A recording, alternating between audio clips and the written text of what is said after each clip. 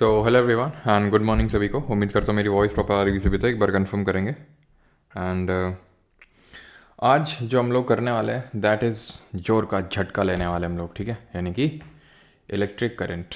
कभी ना कभी तो आपने ये झटका ज़रूर लिया होगा। सही से बताइए, सबसे रिकॉल करिए। सबसे जोर का झटका आपने कब लिया था? सबसे जोर का झटका आपको कब लगा था? बताइए जल्दी से।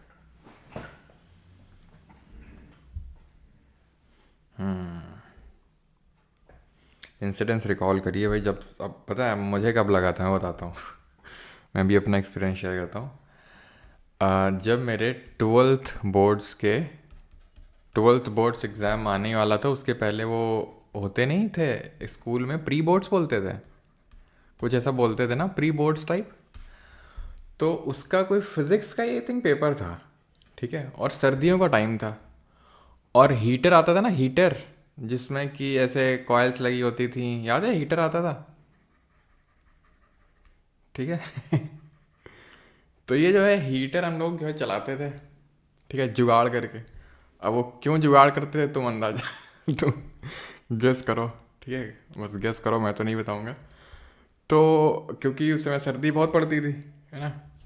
और तुम समझ ही सकते हो कि सर्दी है जोर की, और फिर उस केस में इलेक्ट्रिसिटी का बिल, हाँ समझ रहे हो।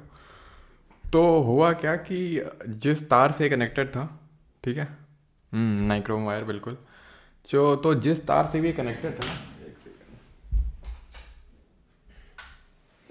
जिस तार से भी ये कनेक्टेड था, तो उस तार को, क्योंकि जल्दी से मुझे जाना था, एक्चुअल में ये हुआ था कि पता नहीं कुछ डीएमईएम के ऑर्डर्स थे कि भाई नहीं बंद होंगे। फिर पता चला यार कहीं से मुझे कि नहीं नहीं यार, पेपर तो वहाँ शुरू भी हो गया, यहाँ मैं गर्मी सेक रहा हूँ यहाँ पे हीटर में, ठीक है। मैं तैयार था स्कूल की ड्रेस में, और फिर जैसे ही मुझे खबर लगी, स्कूल की मेरा दूर था, तो मैं जल्दी से भाग के, मतलब जल्दबाजी में मैंने वो निकाला। और वो निकल के, एक तार लगा हुआ था उसमें, ठीक है, और एक जो तार है वो मेरे हाथ में आके गिरा। और भाई साहब इतनी जोर का करंट लगा ना, हीटर पलट गया भाई, ये हीटर पलट गया। आई वॉज लाइक गया मैं, ठीक है, मैं तो गया, आज तो गया। मतलब वो वाली फीलिंग आई थी भाई, इतनी जोर का था, मैं क्या बताऊँ तुम्हें, मज़ा आ गया।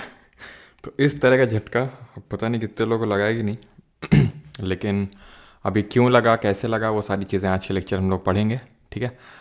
तो आज के लेक्चर हम लोग पढ़ने वाले इलेक्ट्रिक करंट के बारे में। नाउ जब हम बात करते हैं इलेक्ट्रिक करंट, और ये हमारा, let me tell you, second last lecture है, ना सिर्फ फिजिक्स का बल्कि हमारे बैच का। मुझे पता है तुरंत तुम कमेंट करोगे सर एनवायरनमेंट इकोलॉजी। तो एनवायरनमेंट इकोलॉजी यार 2-3 उसका लेक्चर का है, वो मैं रिकॉर्डेड फॉर्मेट में आपके बैच में डाल दूंगा, ठीक है। वैसे जिन लोगों को अगर वैसे करना है, मुझे पता है बोलेंगे सर फ्री में करवा दीजिए यूट्यूब में, तो पढ़ा हुआ है लेक्चर, एक वन शॉट करके लेक्चर पढ़ा हुआ है पूरा, उसमें मैंने एनवायरनमेंट करा रखा है, ठीक है। तो काइंड ऑफ ये हमारे बैच का सेकंड लास्ट लेक्चर है आज। तो इलेक्ट्रिक करंट की जब हम बात करते हैं, तो करंट करंट शब्द आपने पहले भी किसी सब्जेक्ट में सुना है, रिकॉल करो, कहाँ पर सुना आपने? कोई रिकॉल कर सकता है? ओशन करंट, ओशन करंट हम लोगों ने पढ़ा था ज्योग्राफी में, है ना। तो करंट का मतलब होता है किसी चीज़ का flow, flow of anything, flow of anything. तो जब हम ओशन करंट बोलते हैं, तो मतलब ओशन का जो वाटर है, समुद्र का जो पानी है, उसका फ्लो जो होता है, उसका प्रवाह जो होता है, उसको हम बोलते हैं ओशन करंट। यहाँ पे इलेक्ट्रॉन्स के फ्लो को क्या बोलेंगे? इलेक्ट्रॉन्स के फ्लो को बोलेंगे इलेक्ट्रिक करंट, विद्युत धारा, ठीक। हिंदी मीडियम के सभी छात्र और छात्राएं अपने अपने प्राइवेट, अपना जो प्राइवेट टेलीग्राम ग्रुप है, ठीक है, वहाँ पर जाके पीडीएफ डाउनलोड कर लेंगे जो हिंदी वाली है, और कहीं भी हिंदी टर्मिनोलॉजी में अगर दिक्कत आए तो वहाँ से आप उसको रेफ़र कर सकते हैं। ये सारी सुविधाएं आपको उपलब्ध करवाई जा रही हैं मुफ्त में, उसका लाभ उठाएं, ठीक है ना। अगर ये तो हो गया एक बेसिक सा लेमैन डेफिनेशन, लेकिन अगर हम थोड़ा सा और टेक्निकलिटी में जाएं, तो इलेक्ट्रिक करंट क्या होता है? तो electric current is flow of charge per unit time. अगर मैं थोड़ा और डीप में जाऊं, it is flow of positive charge per unit time. कितना चार्ज फ्लो हो रहा है पर यूनिट टाइम, बस आप इतना समझ लो, कितना चार्ज फ्लो हो रहा है per unit time. Positive positive हटा दो, इसे पॉजिटिव तो होता है लेकिन छोड़ दो अभी। Flow of charge per unit time, कितना चार्ज फ्लो हो रहा है पर यूनिट टाइम में, वो होता है आपका इलेक्ट्रिक करंट, ठीक। चार्ज कहाँ से फ्लो होगा? इलेक्ट्रॉन्स फ्लो होंगे, इलेक्ट्रॉन के पास चार्ज होता है तो वही हो जाता है फ्लो ऑफ चार्ज। एक इलेक्ट्रॉन के पास जो चार्ज होता है वो 1.6 इंटू 10⁻⁻19 कूलॉम होता है, यानी एक इलेक्ट्रॉन के पास जो आवेश होता है वो 1.6 गुणित 10⁻⁻19 कूलॉम होता है, और इस कूलॉम को ही एसआई यूनिट ऑफ चार्ज बोलते हैं। क्लियर है चीज़? इसी को एसआई यूनिट ऑफ चार्ज क्यों बोलते हैं? क्योंकि अभी हम देखेंगे कि कूलॉम करके एक साइंटिस्ट थे जिन्होंने कूलॉम्स लॉ दिया था, ठीक है, तो उन्हीं के नाम पे, जैसे हमने फोर्स देखा न्यूटन जी के नाम पे, वर्क देखा जूल जी के नाम पे, तो इस तरह से आप भी कुछ करिए हैं, तो आपके नाम पे भी यूनिट फिर हम बनवाएंगे। जैसे पिंटू जैसे द्विवेदी हैं तो पिंटू नाम की यूनिट हो गई है, वेद प्रकाश तो वेद यूनिट हो गई, ठीक है। तो इस तरह की यूनिट आप भी ऐसे काम करिए, लेकिन आपको तो करना नहीं है, हैं। महुआ माता जी तो जो यूनिट हो रही है, पता चला लो चार्ज की महुआ, तो ये जो यूनिट है ये उनके नाम पे पड़ी है। आप भी ऐसे एक दिन नाम करेंगे, आपका भी हम नाम रखवाएंगे ऐसे ही, ठीक है, ऐसा यूनिट किसी न किसी फिजिकल क्वांटिटी की। अब बात ये आती है कि एक कूलॉम चार्ज कितना होता है, एक कूलॉम चार्ज कितना होता है कैसे पता चलेगा? तो अभी मैंने बोला इलेक्ट्रिक करंट होता है flow of charge per unit time. Electric current होता है flow of charge per unit time. जैसे कि एक्सेलरेशन क्या था, change in velocity per unit time, वैसे ही करंट क्या है, करंट को आई से रिप्रेजेंट करते हैं। यह है कितना चार्ज फ्लो हो रहा है कितने टाइम में, पर यूनिट टाइम में, यही होता है। तो फॉर्मूला ये निकल के आ जाएगा, आ गया। अब देखो बात मैं ये बोल रहा हूं कि एक इलेक्ट्रॉन का चार्ज जितना है, ठीक है, तो टोटल चार्ज कितना फ्लो हो रहा होगा ये मुझे आराम से पता चल जाएगा अगर मुझे ये पता चल जाए कि कितने इलेक्ट्रॉन फ्लो हो रहे हैं, है बात। तो मैं क्या करूंगा, जितने इलेक्ट्रॉन फ्लो हो रहे हैं 1.6 इंटू 10⁻⁻19 से मल्टीप्लाई कर दूंगा, मुझे पता लग जाएगा कि कितना चार्ज फ्लो हो रहा है सटीक बात। तो अगर मैं पूछूं, अगर मैं ये जानना चाहूं कि एक कूलॉम चार्ज कितना कब फ्लो होता है, कितने इलेक्ट्रॉन्स अगर जाते हैं फ्लो होते हैं तो तब एक कूलॉम चार्ज बनता है, तो यही वाला चीज़ लगा दो, एक कूलॉम रख दो चार्ज, नंबर ऑफ इलेक्ट्रॉन मुझे देखना है कितना। तो ये आप जब आप कैलकुलेट करोगे तो 1/1.6 इंटू 10⁻⁻19 आएगा, तो यहाँ से n की वैल्यू आ जाएगी 6 इंटू 10⁻18, यानी कि इतने इलेक्ट्रॉन्स जब फ्लो होंगे तब जाके एक कूलॉम का चार्ज बनेगा, डेवलप होगा। समझ में आई आपको बात? यहां तक क्या बात समझ में आई आपको? आपको ये बात समझ में आई कि जब इलेक्ट्रॉन फ्लो होते हैं तो करंट बनता है, क्यों? क्योंकि इलेक्ट्रॉन के पास चार्ज है इसलिए, और करंट वही होता है फ्लो ऑफ चार्ज, करंट होता है flow of charge per unit time, और इलेक्ट्रॉन्स में करंट होता है, तो बस। और कब एक कूलॉम का चार्ज बनता है, कब एक कूलॉम का चार्ज बनता है? जब 6 इंटू 10⁻18 इलेक्ट्रॉन्स मिल जाते हैं तब जाके एक कूलॉम का चार्ज बनता है। तो ये फॉर्मूला जो है ये आप याद रखेंगे, Q is equal to I into t. Electric current को मेजर करने के लिए जो डिवाइस यूज करते हैं वो एमीटर है, और इसकी जो एसआई यूनिट है वो एम्पियर है। आसानी से याद रहेगा, एमीटर एम्पियर, एमीटर एम्पियर। तो ये आपका एमीटर है जिससे हम अमाउंट ऑफ करंट कितना फ्लो हो रहा है वो पता लगाएंगे, और एम्पियर इसकी यूनिट हो जाएगी। वैसे अगर हम यहां से कैलकुलेट करना चाहें तो I is equals to Q upon T था, क्यू यानी चार्ज, यूनिट कूलॉम, टाइम की सेकेंड तो कूलॉम पर सेकेंड, लेकिन क्योंकि एम्पियर जी ने करंट को लेकर काम किया था तो इसलिए हमने उनके नाम पर रख दिया। तो एम्पियर कुछ और नहीं है बल्कि एक कूलॉम चार्ज एक सेकंड में जो फ्लो हो रहा है। आई अगेन रिपीट, एक एम्पियर करंट तब बनती है जब एक कूलॉम चार्ज एक सेकंड में फ्लो हो, उसको बोलते हैं एक एम्पियर करंट। सिंपल। चार्ज जो है वो दो तरह का हो सकता है, इधर पॉजिटिव और नेगेटिव, या तो पॉजिटिव या नेगेटिव आवेश पॉजिटिव या नेगेटिव हो सकता है। जो लाइक चार्जेस होते हैं, लाइक चार्जेस का मतलब क्या होता है हिंदी में, आई अगेन रिपीट, देखते जाएंगे, जो भी आपका हिंदी वाला पीडीएफ है आपके ग्रुप में अपलोडेड है, ठीक है, जो परमार जी के बैच 3.0 का है, वहाँ से आप उसको देखते जाएंगे, ठीक है। तो जो लाइक चार्जेस हैं, यानी जो एक तरह के चार्जेस हैं, आवेश हैं, वो एक दूसरे के दूर भागते हैं। जैसे पॉजिटिव पॉजिटिव दूर भागेगा, नेगेटिव नेगेटिव दूर भागेगा, लड़का लड़का दूर भागेगा, लड़की लड़की दूर भागेंगी, ठीक है। लेकिन ऑपोजिट चार्जेस एक दूसरे को अट्रैक्ट करेंगे, सिंपल सी बात है, ठीक है। तो मतलब यही रीति का रिवाज, यही विधि का विधान है, इसको ना तो कोई बदल पाया है ना कोई बदल पाएगा, समझ रहे हो। तो ये चीज़ें हैं कि जो चार्ज होते हैं, जो लाइक चार्जेस हैं, यानी कि जो समान तरह के आवेश हैं, वो एक दूसरे के दूर भागेंगे, और जो विपरीत आवेश हैं वो एक दूसरे को अट्रैक्ट करने की ओर आएंगे। ठीक है, अब आते हैं ये कंडक्टर। तो कंडक्टर क्या होता है, ये हम केमिस्ट्री में पढ़ चुके हैं कि it is a material that conducts electricity, allows electron to flow through it. तो यूजुअली जो हमारे मेटल होते हैं वो कंडक्टर होते हैं। कंडक्टर वो होते हैं, सुचालक वो होते हैं, या फिर चालक वो होते हैं जो कि इलेक्ट्रिसिटी को फ्लो करवा देते हैं। हर कोई इलेक्ट्रिसिटी को फ्लो नहीं करवाता है।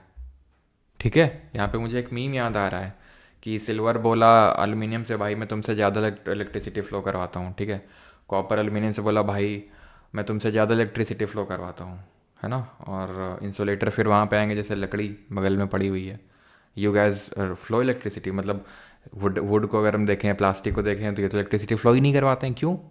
क्योंकि इनमें फ्री इलेक्ट्रॉन्स नहीं होते हैं, है ना। इलेक्ट्रॉन्स चाहिए हमें फ्री, जो मेटल में हमें देखने को मिलते हैं, एकदम आतुर रहते हैं मेटल्स कि कोई तो हमें उठा के ले जाए। तो ये मेटल्स क्या एकदम आतुर बैठे हैं, उनके इलेक्ट्रॉन्स तो तुरंत इलेक्ट्रिसिटी फ्लो करवा देते हैं। देन आते हैं पोटेंशियल डिफरेंस क्या होता है। पोटेंशियल डिफरेंस क्या होता है, तुमको क्या लगता है? जैसे ये तार है,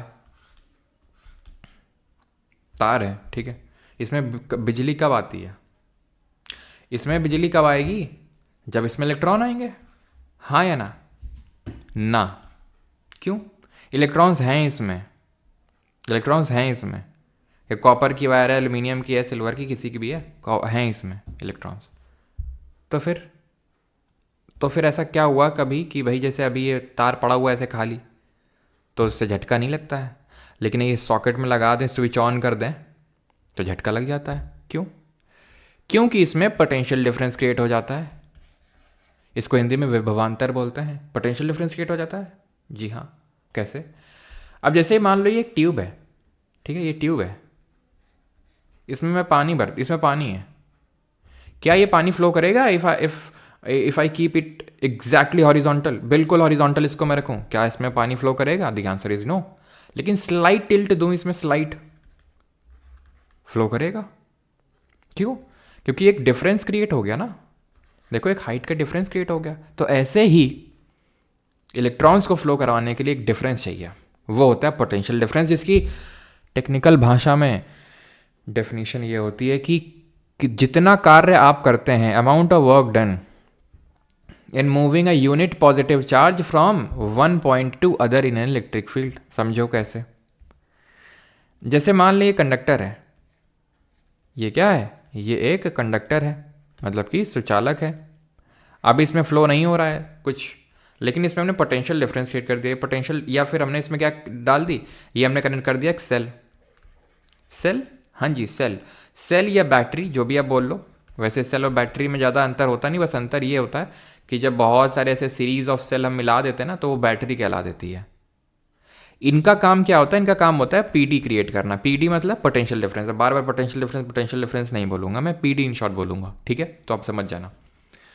जब ये मैंने बड़ी वाली डंडी बनाई, तो आपने डंडी तो बनाई होगी कक्षा 9-10 में, तो है ना। तो इसका बड़ी डंडी का मतलब होता है हायर पोटेंशियल, और छोटी वाली का मतलब होता है स्मॉलर पोटेंशियल, ठीक है। तो ये इसका हाई पोटेंशियल होगा, पॉजिटिव पॉजिटिव, नेगेटिव नेगेटिव, छोटा पोटेंशियल होगा इसका, ठीक है। पोटेंशियल डिफरेंस क्रिएट हो गया। अब इलेक्ट्रॉन फ्लो होंगे। इलेक्ट्रॉन कहाँ फ्लो होंगे? इलेक्ट्रॉन, मान लो ये इलेक्ट्रॉन है, कहाँ फ्लो होगा? ये इलेक्ट्रॉन कहाँ फ्लो होगा बताओ? राइट को फ्लो कराओ या लेफ्ट को? बताओ जल्दी जल्दी बताओ। इलेक्ट्रॉन को राइट को फ्लो कराओ या लेफ्ट को? आंसर जल्दी से।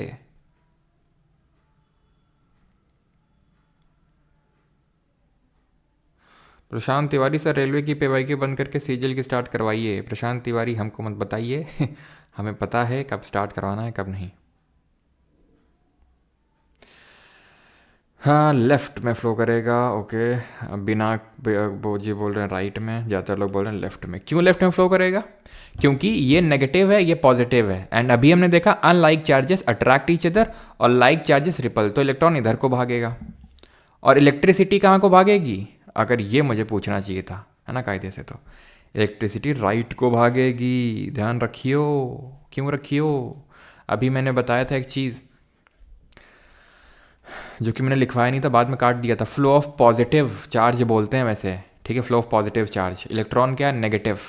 ठीक है, तो इलेक्ट्रॉन इधर अगर फ्लो हो रहा है तो पॉजिटिव वाला इधर फ्लो होगा, तो इलेक्ट्रिसिटी हमेशा इलेक्ट्रॉन के डायरेक्शन के अपोजिट फ्लो होती है। तो पॉजिटिव यानी हायर पोटेंशियल से लोअर पोटेंशियल में हमारी क्या होगी, इलेक्ट्रिसिटी फ्लो कर जाएगी, सिंपल। तो जो कार्य किया गया in moving a unit positive charge from one point two another एक इलेक्ट्रिक फील्ड में, उसी को बोलते हैं पोटेंशियल डिफरेंस।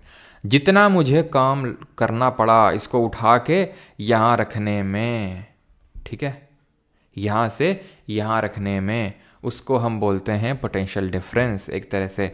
तो पोटेंशियल डिफरेंस को V से रिप्रेजेंट किया जाता है जिस तरह से करंट को I से रिप्रेजेंट करते हैं। Is equal to W upon Q। W क्या है, work done to move the charge, और Q क्या है, चार्ज है। ये फॉर्मूला याद रहेगा। दूसरा फॉर्मूला है, पहला क्या था, Q is equals to I into t. दूसरा है V इज इक्वल्स या फिर W is equals to QV। क्यों भाई, इस तरह से याद कर सकते हो, हाँ, क्यों वाई, ठीक है, मतलब जैब से भी आपको याद करना हो, लेकिन ये याद करना है आपको क्योंकि इससे न्यूमेरिकल छोटे छोटे से पूछे जा सकते हैं, वन लाइनर टाइप, या फिर डायरेक्ट आपसे फॉर्मूला ही पूछ सकता है। इसको मेजर किससे करते हैं, वोल्ट मीटर से। ये भी बड़ा आसान है। करंट को मेजर करते थे एमीटर से, यूनिट थी एम्पियर।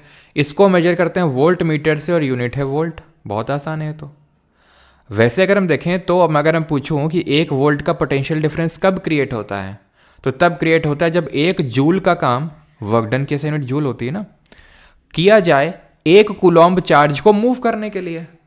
जब आप 1 कूलॉम्ब चार्ज को मूव कर रहे हैं 1 जूल का काम कर लिया, मतलब आपका 1 वोल्ट पोटेंशियल डिफरेंस क्रिएट हुआ है। समझ रहे हैं आप, 1 कूलॉम्ब चार्ज को मूव करने में, ठीक है, 1 जूल जब काम किया जाता है तो उसको 1 वोल्ट का पोटेंशियल डिफरेंस बोलते हैं। रेजिस्टेंस क्या होता है, इसको हिंदी में प्रतिरोध बोलते हैं। नाम से स्पष्ट है, रेजिस्टेंस जो है नाम से स्पष्ट है। आपने हो सकता है इंग्लिश में वोकैबुलरी में भी पढ़ा ही होगा। रेजिस्टेंस का मतलब ये होता है ऑब्स्ट्रक्शन,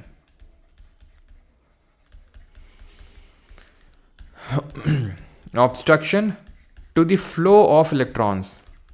इलेक्ट्रॉन जाना चाह रहा है, ठीक है, लेकिन क्या हो रहा है, उसको ऑब्स्ट्रक्शन मिल रहा है। किससे मिल रहा है, इलेक्ट्रॉन से ही। हाँ जी।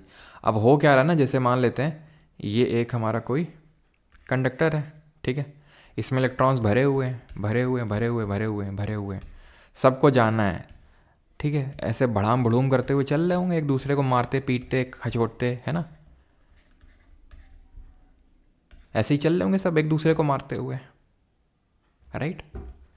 ये जो ऑब्स्ट्रक्शन मिल रहा है ना, इसको रेजिस्टेंस बोलते हैं, प्रतिरोध बोलते हैं। ध्यान समझते रहना, ये इंपॉर्टेंट है। रेजिस्टेंस, रेजिस्टिविटी, लेंथ, एरिया, ध्यान से समझना एकदम, ठीक है। अपनी सारी इंद्रियों को यहाँ केंद्रित कर दो। अगर कोई इंद्रिय इधर उधर जा रही है, उसको बोला थोड़ी देर के लिए इधर आओ, है ना। जितने भी इंद्रिय वाले घोड़े हैं, उनको सबको उनकी कमान अपने हाथ में लो और एक डायरेक्शन को भगाओ, ठीक है, वो है रेजिस्टेंस और डायरेक्शन। तो इलेक्ट्रॉन्स क्या फ्लो हो रहे हैं, अब तुम मुझे बताना, ठीक है, ईमानदारी से बताना, कोई बेईमानी नहीं चलेगी। ये है कंडक्टर, इसमें मैंने इलेक्ट्रॉन को फ्लो करा है, ठीक। अब इसी सेम चीज़ को, सेम कंडक्टर को मोटा कर दूं, चौड़ा कर दूं, ठीक। ये पहला केस, ये दूसरा केस। अब जो इलेक्ट्रॉन्स फ्लो होंगे, इनको ज़्यादा रेजिस्टेंस मिलेगा या कम रेजिस्टेंस मिलेगा, बताना तो। ज़्यादा मिलेगा या कम मिलेगा।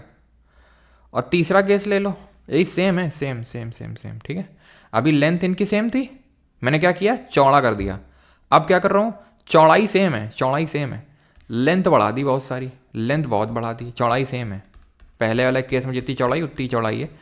अब क्या होगा हालत, अब हाल क्या होगा, मुझे जल्दी बताओ। 1-2 को कंपेयर करो और 1-3 कंपेयर करो। तो सर यहाँ पर क्योंकि हमने चौड़ा कर दिया तो इनको ज़्यादा रूम मिल गया, ज़्यादा स्पेस मिल गया भागने के लिए, तो आराम से भागेंगे, ज़्यादा रेजिस्टेंस के साथ नहीं भागेंगे। तो यानी कि resistance is inversely proportional to the area of cross section. क्या ये मैं बोल सकता हूं, द आंसर इज यस। इस केस में क्या होगा, मैंने लेंथ बढ़ा दी तो बेचारों को ज़्यादा दूर तक भड़ाम भड़ूम करना पड़ेगा, ज़्यादा दूर तक एक दूसरे से माथा खोरी करनी होगी, मतलब ज़्यादा लड़ना होगा एक दूसरे से। सिंपल, यानी कि हम लेंथ बढ़ा रहे हैं तो रेजिस्टेंस बढ़ रहा है, यही लिखा हुआ है। ये लेंथ बढ़ाओगे रेजिस्टेंस बढ़ेगा, एरिया ऑफ क्रॉस सेक्शन बढ़ाओगे रेजिस्टेंस कम होगा। समझ में आई बात। अब तुम्हारे दिमाग में डाउट आ रहा होगा कि सर एक बात बताओ, जैसे कि मान लो ये कॉपर वायर है, ठीक, आपने बोला कि इस कॉपर वायर का अगर मैं वो बढ़ा दूं थिकनेस, तो इस केस में जो रेजिस्टेंस मिलेगा उससे कम मिलेगा यहाँ पे। हमने कहा बिल्कुल बात सही है, लेकिन सर हम क्या कर रहे हैं, हम जैसे कि आपको पता है कॉपर है, और कॉपर जो होता है अच्छा कंडक्टर होता है, यानी कि कम रेजिस्टेंस देगा। Always remember, good conductor less resistance. जितना अच्छा आप कंडक्टर होगे उतना ही कम आप प्रतिरोध ऑफर करोगे, यही बात है। तो सर कॉपर अच्छा कंडक्टर होता है, कॉपर की तारें लगाई जाती महंगी आती हैं एल्यूमिनियम कंपैरिजन में। तो हम आपसे ये बोल रहे हैं कि ये कॉपर है, ठीक, ये कॉपर है, और मैंने एल्यूमिनियम उतना ही लेंथ का एल्यूमिनियम का ले लिया इस बार। अब बताओ जरा तुम कि अब बढ़ेगा कि घटेगा? तो यार ऐसे में तो मैं भी कंफ्यूजन में पड़ जाऊंगा। क्यों? क्योंकि भाई सेम नेचर ऑफ मटेरियल का मुझे तार लेना पड़ेगा, तभी तो मैं कंपेयर कर सकता हूं। क्यों? क्योंकि एक ऐसी कांस्टेंट वैल्यू होती है जो हर मेटल के लिए फिक्स्ड होती है। अब क्योंकि एल्यूमिनियम का ऑब्वियस सी बात है रेजिस्टेंस ज़्यादा होगा। अगर आप मुझसे सेम लेंथ, सब कुछ सेम था, सेम लेंथ था, सेम एरिया क्रॉस सेक्शन था, तो ऑब्वियस सी बात है बोलता भाई एल्यूमिनियम में ज़्यादा रेजिस्टेंस होगा। लेकिन अब तुम ये जो बढ़ा रहे हो ना, ये it is like comparing Apple and oranges, because nature of material बदल दिया आपने, और हर नेचर ऑफ मटेरियल की फिक्स्ड एक होती है रेजिस्टिविटी। रेजिस्टिविटी, जी हाँ दोस्तों, रेजिस्टिविटी ये क्या है? तो जो रेजिस्टेंस है अभी मैंने बताया डायरेक्टली प्रोपोर्शनल है लेंथ के, इनवर्सली प्रोपोर्शनल है एरिया ऑफ क्रॉस सेक्शन के। यानी कि इसको मैं ऐसे लिख सकता हूं, इस प्रोपोर्शनैलिटी को हटाऊंगा तो एक जो कांस्टेंट आएगा ना, उसको बोलते हैं रेजिस्टिविटी या स्पेसिफिक रेजिस्टेंस। हिंदी में बोले तो प्रतिरोधकता या फिर विशिष्ट प्रतिरोध। समझ में आई बात? और ये होता है सबका एक स्पेसिफिक रेजिस्टिविटी। सिल्वर का इतना होता है। अब धीरे धीरे आप ऊपर से नीचे जाओगे, बढ़ रहा है। सिल्वर की रेजिस्टिविटी कम होती है, मतलब अच्छा कंडक्टर है ना, सबसे अच्छा कंडक्टर है। देन कॉपर की, तभी तो हम कॉपर की तार लगाते हैं, सिल्वर की क्यों नहीं लगाते? हाँ, सिल्वर की तार क्यों नहीं लगाते हम? एल्यूमिनियम हो गया, टंजस्टन हो गया, टंजस्टन का सिंबल बताओ जरा। निकल हो गया, आयरन हो गया, क्रोमियम हो गया, मरकरी हो गया, मैंगनीज हो गया, क्या हो रहा है? रेजिस्टेंस बढ़ रहा है। क्यों बढ़ रहा है? क्योंकि ये बैड कंडक्टर्स हैं, मतलब बैड इन दी सेंस कि ठीक है ऊपर अच्छा है देन धीरे धीरे बेकार। अब सिल्वर की अगर तुम तार लगा दोगे, पहली बात तो सिल्वर उतना ज़्यादा अबंडेंटली अवेलेबल नहीं, लेकिन मान लेते हैं तुम बहुत अमीर हो, तुमने ड्रीम 11 में, अभी आईपीएल है, तुमने लगाया ड्रीम 11 में सट्टा और तुम जीत गए कम से कम लगातार 10 लाख 10 लाख 10 लाख। तुमने कहा सिल्वर की तार लगाएंगे, अमीरी छा रखी पूरी, लगाया तुमने। तुमको लगता है मिलेगा सिल्वर का तार? तुमको आज लगाओगे कल मिल जाएगा? तुमको नहीं मिलेगा, ठीक है, नहीं मिलेगा तुम्हें तार, तो इसीलिए नहीं लगाते हैं। अब एलॉयज़ की बात करें, एलॉय क्या होते हैं? मिश्र धातु होते हैं, दो या दो से ज़्यादा मेटल से इनको मिला के बनाया जाता है। तो एलॉय का ये क्वेश्चन बनता है कि एलॉय का जो रेजिस्टिविटी होता है जैसे ये ब्रास है, ब्रास किसका एलॉय है? कॉपर और जिंक का, तांबे और जस्ते का, ब्रॉन्ज कॉपर टिन का, ऐसे ही। तो अब मैं ये सवाल पूछूंगा, बेटा ये बताओ, ब्रास का रेजिस्टिविटी ज़्यादा होगा या कॉपर और जिंक? मतलब मैं बोल रहा हूँ कॉपर और जिंक के कंपैरिजन में ब्रास का ज़्यादा कोई कम होगा, ये मैं पूछ रहा हूँ। तो ध्यान रखना, एलॉयज़ का रेजिस्टिविटी बढ़ जाता है, इनका रेजिस्टिविटी, ठीक है, इनका रेजिस्टिविटी नहीं सर सिल्वर में लूट है, हम सोना लगाएंगे एक दिन सर आपके आशीर्वाद। अच्छा अच्छा अच्छा, resistivity is more than it's constituent metals, यही लिखेंगे ना अंग्रेजी में। तो जिन मेटल से बना है उससे ज़्यादा होगा एलॉय का रेजिस्टिविटी, ठीक है। इंसुलेटर का सबसे ज़्यादा होगा रेजिस्टिविटी। तो ये फिक्स्ड वैल्यू होती है जिसको हम रो बोलते हैं।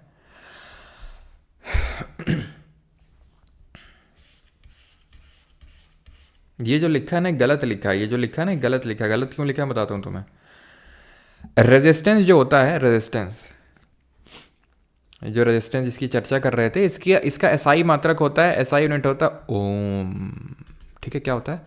ओम, जिसका उच्चारण हम लोग रोज़ करते हैं, मतलब अभी इस समय नहीं कर पा रहे हैं, भ्रामरी परफॉर्म करते वक्त है ना, तो जब हम भ्रामरी करते हैं तो ओम का उच्चारण करते हैं, काफ़ी मन को शांति मिलती है। तो क्या इसीलिए रेजिस्टेंस का हम ये एसआई यूनिट रखें? ऐसा नहीं है, ये एक लोग का नाम था अगेन। अब किनका नाम था अभी हम देखेंगे, लेकिन उससे पहले थोड़ा सा रुकिए। एसआई यूनिट होती है रेजिस्टेंस की ओम, रो की क्या होगी? स्पेसिफिक रेजिस्टेंस की। कुछ नहीं, इसमें ओम रखो, लेंथ की metre, area of cross section की मीटर स्क्वायर आप रखोगे तो मीटर से मीटर कटेगा, ये वाला मीटर ओम के पास पहुंचेगा, तो ओम मीटर होती है एसआई यूनिट रो की। दिक्कत नहीं होगी। तो सर मो क्या लिखे हो? ये गलत लिखा हुआ एक्चुअल में। ये मो या फिर ओम इनवर्स जो होती है, ये कंडक्टेंस की यूनिट होती है। कंडक्टेंस मतलब भैया जो रेजिस्टेंस का उल्टा है, तो रेजिस्टेंस का ओम है तो उसका मो हो गया, या ओम इनवर्स। देख रहे हो, ऐसे ऐसे काम करने चाहिए हमारे साइंटिस्ट को, ताकि बच्चों पे लोड कम पड़े। अब अगर मान लो एक और कुछ साइंटिस्ट आ गया तो उनके नाम पे तो और माथापाची होती है, एक चीज़ और याद करनी पड़ती है। क्या किया? ओम का मो कर दिया, कितनी अच्छी बात है कि नहीं? अब रो का जो है ओम मीटर है। अब ये जो नाम पड़ा ओम जी के नाम पे पड़ा, ओम को नहीं कि भाई ओम सिंह दिवाकर और इस तरह का, ना ना ना, इनका नाम था साइमन ओम। ठीक है, जॉर्ज साइमन ओम, ओम सिंह दिवाकर नहीं। ठीक है, इनका नाम था जॉर्ज साइमन ओम।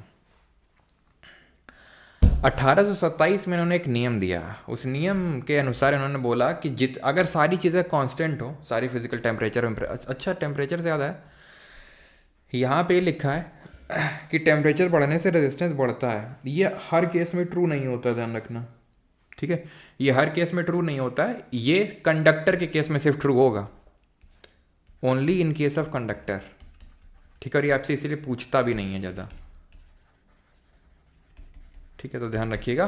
तो टेम्परेचर बढ़ाओगे रेजिस्टेंस बढ़ेगा, only in case of conductor. क्यों? क्योंकि टेम्परेचर बढ़ाओगे ज़्यादा जल्दी जल्दी भागेंगे, एक दूसरे को ज़्यादा ठोकेंगे इलेक्ट्रॉन्स, तो इस वजह से रेजिस्टेंस बढ़ेगा। ठीक है, 1827 में दिया तो इन्होंने बोला था कि अगर सारी चीज़ें कांस्टेंट रखें तो जो पोटेंशियल डिफरेंस है वो डायरेक्टली प्रोपोर्शनल होता है करंट के। जितना ज़्यादा आप पोटेंशियल डिफरेंस क्रिएट करेंगे, विभवांतर क्रिएट करेंगे, उतना ही ज़्यादा करंट फ्लो होगा।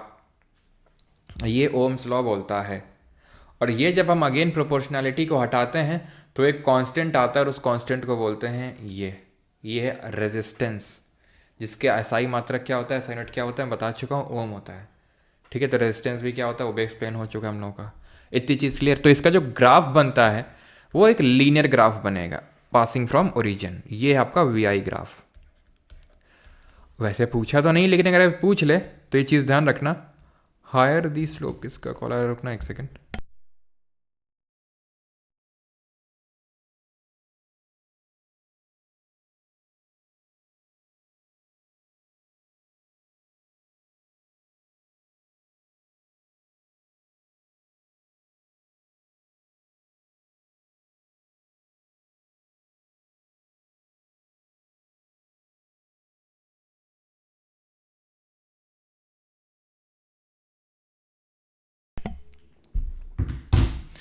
ठीक है, बनेगी जो passing from origin. Passing from origin क्यों? क्योंकि आपका अगर पोटेंशियल डिफरेंस जीरो होगा तो करंट भी फ्लो नहीं होने वाला है। ठीक है, तो जीरो ही होगा करंट भी। तो इसका हायर दी स्लोप, ध्यान रखना, हायर दी स्लोप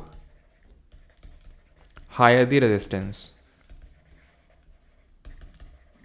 ठीक है, हायर दी रेजिस्टेंस। लेकिन ध्यान रखना, वाई एक्सिस में पोटेंशियल डिफरेंस और एक्स एक्सिस में करंट होना चाहिए। अगर उल्टा कर दियो ना तो उल्टा हो जाएगा, यानी कि higher the slope lower the resistance, अगर उल्टा किया तो।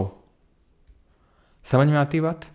ठीक, यानी कि रेजिस्टेंस डिपेंड करता है लेंथ में, एरिया ऑफ क्रॉस सेक्शन पे, लेकिन रेजिस्टिविटी नहीं डिपेंड करती, it is a constant value. क्या सर ये वैल्यू रटनी है? एक दो की याद कर लो, खासकर रेलवे वाले स्टूडेंट हैं तो वो ज़्यादा अच्छे से याद कर लें उसको। अब यूजुअली जो हमारा ये वायर होता है ना, सिलेंड्रिकल फॉर्म का होता है। ठीक है, तो और यूजुअली जो यहाँ पर हम एरिया ऑफ क्रॉस सेक्शन फिर रखते हैं तो वो हम पाई आर स्क्वायर रख देते हैं। ठीक है, तो कभी कभी अगर पूछ लेता है इस तरह से कि अगर रेडियस ऑफ वायर डबल कर दें तो रेजिस्टेंस का क्या हो जाएगा, तो रेजिस्टेंस 1/4 हो जाएगा। समझ में आती बात? क्योंकि इन्वर्सली प्रोपोर्शनल है, तो अगर बढ़ाओगे ये तो घटेगा ये। अब किस प्रोपोर्शन में घटेगा? क्योंकि ये स्क्वायर है तो दो डबल करोगे तो 4r² हो जाएगा, तो 1/4 हो जाएगा आपका ये। समझ में आती बात? लीनियरली डायरेक्टली प्रोपोर्शनल है to the length and inversely proportional है स्क्वायर के रेडियस या फिर डायमीटर, वही सेम ही चीज़ होती है आपकी, है कि नहीं, मतलब सेम तो नहीं लेकिन सिमिलर, रेडियस का डबल ही होता है डायमीटर। ऑलराइट, हाँ जी, तो अभी आते हैं ये, हाँ जी, उससे ये वाला याद आ रहा, हाँ जी, मैं कौन, ज्योति बल्लभगढ़ से, conductor, semiconductor, insulator, good morning, good idiom.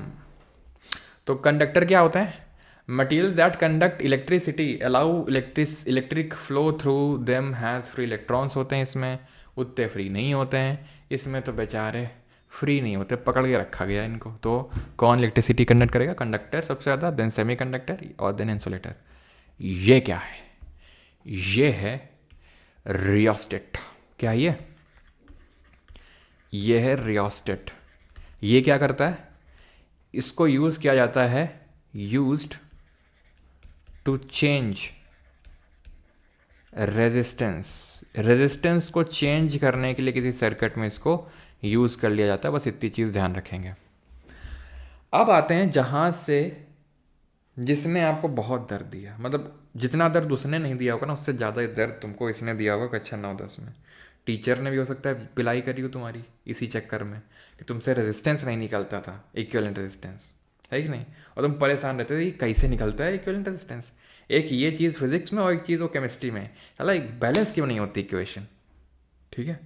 तो अच्छा, मुझे याद है मेरे जब मैं जैसे 7th क्लास में था, आई थिंक, हाँ 7th में ही था शायद, 7th में, हाँ, तो वहाँ पे बैलेंसिंग होती थी, बैलेंसिंग शायद वहीं से इंट्रोड्यूस हुई थी, ठीक है। तो था क्या ना कि मुझे पता रहता था कि मेरे बगल में कौन भैया बैठने वाले हैं, मतलब 8th क्लास के एक भैया बैठते थे, मुझे अभी भी नाम आया था, रजत सोनी नाम था उनका ठीक है, तो काफ़ी मतलब लंबे से थे, तो मुझे मतलब पता था कि यही बैठने वाले हैं, ठीक है। तो जब मुझे पता था, और वो काफ़ी अच्छे थे बैलेंसिंग में, मतलब काफ़ी अच्छे थे, मतलब थोड़ा जानता भी था मैं, बास्केटबॉल वगैरह 1-2 बार खेले थे, तो मुझे पता था सर कि इनकी बैलेंसिंग काफ़ी तगड़ी। भाई मैं पढ़ता ही नहीं था बैलेंसिंग जैसे ही आता था ना पेपर में, मैं पेपर उनको देता था शिफ्ट करके, तुरंत खट खट खट करके वो मुझे भर के दे देते थे, भाई गजब आनंद आता था। मैं नहीं पढ़ता था, सबको लगता था कि लगता है इसको अच्छे से काफ़ी आता है, लेकिन वो क्या करते थे कि वो पूरा भर के देते थे, और मुझे समझ पल्ले नहीं पड़ती थी भाई वो बैलेंसिंग कैसे होती थी, यहाँ तक कि मम्मी तक कर देती थी, ठीक है, उस टाइम पे तो मुझसे नहीं होती थी, लेकिन तो यहाँ पर अगर बात करेंगे तो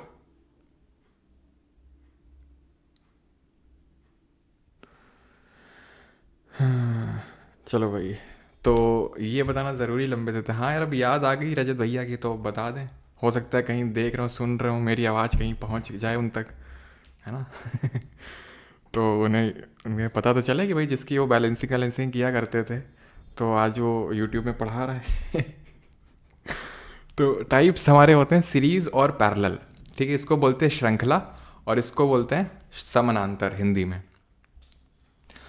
तो ये कैसे निकालते हैं, तो ये होता ही है कि इसको निकालते, फॉर्मूला तो बड़ा आसान होता है कि R1+R2+R3, क्यों, देखो होता है क्या ना, सीरीज़ में करंट सेम होता है, जो करंट होता है वो सेम होता है, लेकिन जो पोटेंशियल डिफरेंस होता है, ठीक है, जो विभवांतर होता है वो डिफरेंट होता है, ठीक। तो करंट सेम और पोटेंशियल डिफरेंस जो है वो डिफरेंट होता है। वहीं पैरेलल में अगर बात करें, ठीक है, पैरेलल में अगर बात करेंगे तो करंट जो होता है ये डिफरेंट होता है, और जो पोटेंशियल डिफरेंस होता है ना PD, वो सेम। अब ये कैसे होता है वो अभी हम तुम्हें समझाते हैं। जैसे फॉर एग्जांपल यहाँ से मैंने करंट दौड़ाया, तो जो इसके पास पहुँचेगा वो इसके पास, वो इसके पास, यहाँ मैं करंट दौड़ाऊँ, ठीक है, यहाँ से कुछ करंट यहाँ भागेगा, कुछ आगे चला जाएगा, जो आगे जाएगा उसमें से कुछ इसके पास चला जाएगा और कुछ इसके पास चला जाएगा। तो क्या सबके पास सेम गया करंट? अलग अलग गया। तो आपको दर्द इसलिए होता था 9th 10th में होता था ना, हाँ, तो इसलिए दर्द होता था बिकॉज जब बड़े बड़े registers, series of combination of registers आ जाते थे, तो आपको समझ नहीं आता था कौन सीरीज़ है कौन पैरेलल है। पहली बात तो ये कि उतने लंबे चौड़े आपके SSC एग्ज़ाम में तो नहीं आने वाले हैं, ठीक है, और अगर आएंगे भी थोड़े बहुत तो वो अभी मैं आपको करवाता हूँ, लेकिन पहले ये वाला करते हैं, सवाल करते हैं, ठीक है। रेजिस्टर हैं दो, 20 ओम 4 ओम, ठीक है। सीरीज में दोनों को मैंने कनेक्ट कर दिया, 6 वोल्ट की बैटरी लगा रखी। अब बताओ कितना करंट फ्लो होगा इससे, जल्दी से बताओ कितना करंट फ्लो होगा। बहुत बेसिक सा क्वेश्चन है, आंसर बताओ।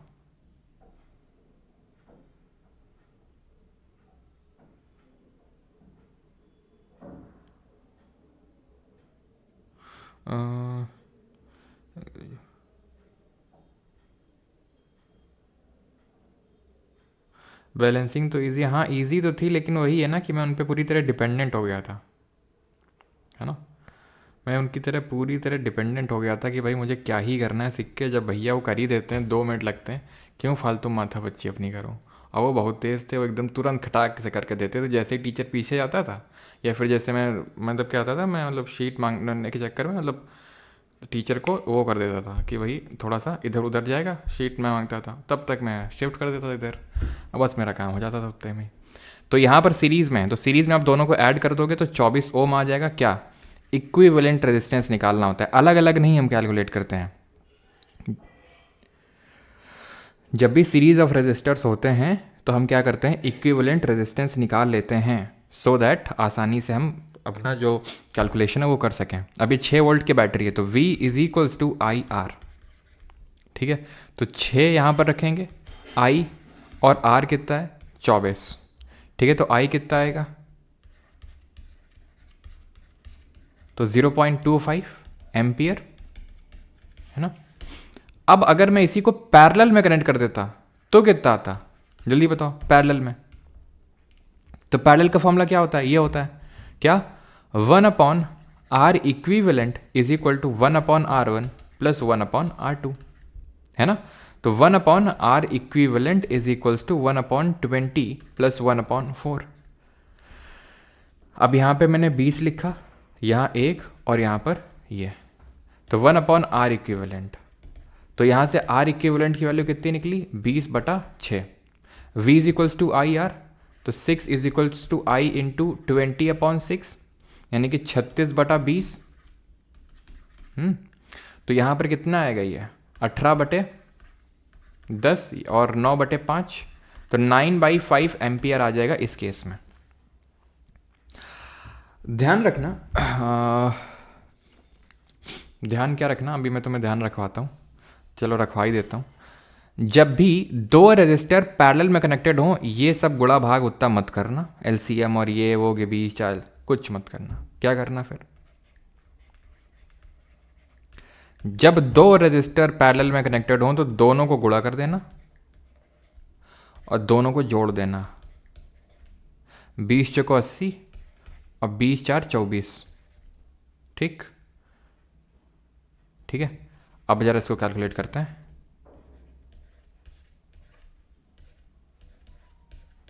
10/3, वही चीज़ आई है, 10/3 वही चीज़ आ गई, इतना सब कैलकुलेशन बच गया अपना, है कि नहीं। तो जब, लेकिन ये मत कर देना, अब जैसे यहाँ 3 है, 5 10 30 है, तो 5 गुणते 10 गुणते 30 और 5 + 10 + 30, उठा के ध्यान रखना फिर हम, हाँ आगे के शब्द तुम समझ गए होगे। तो ये हमको करना है सिर्फ जब दो रजिस्टर्स होते हैं तब, 3 4 5 में हमें ये हरकत नहीं करनी है। अब बताओ करंट कितना फ्लो होगा, जल्दी से जल्दी से बताओ।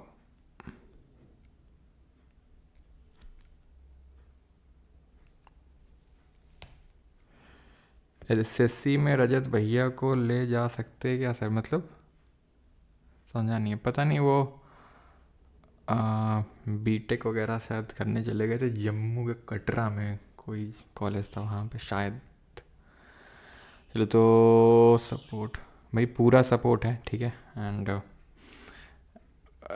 मतलब काफ़ी लोग लगता है कि वीडियो नहीं बना रहा हूँ तो काइंड ऑफ सपोर्ट नहीं है। ओके ओके ओके ओके, हम ठीक है, बात वगैरह जो भी है वो मैं कर रहा हूँ, ठीक है, अपने साइड से अभी करूँगा अभी क्लास के बाद, ठीक है। क्योंकि एक्चुअल में है क्या ना कि जो सर ने कल बात बोली थी बिल्कुल सही थी, कि एक्चुअल में जो हम लोग का ग्रुप बना था टीचर्स का उस टाइम पे, प्रीलिम्स के टाइम पे, टियर 1 के टाइम पे, उसमें कुछ हो नहीं रही चीज़ें, ठीक है। तो उनका भी कहना बिल्कुल सही है, तो एक्चुअल में पता ही नहीं लग पा रहा कि क्या हो रहा है क्या नहीं हो रहा है, अब मुझे खुद पता नहीं कि कौन टीचर क्या कर रहा है अपने साइड से।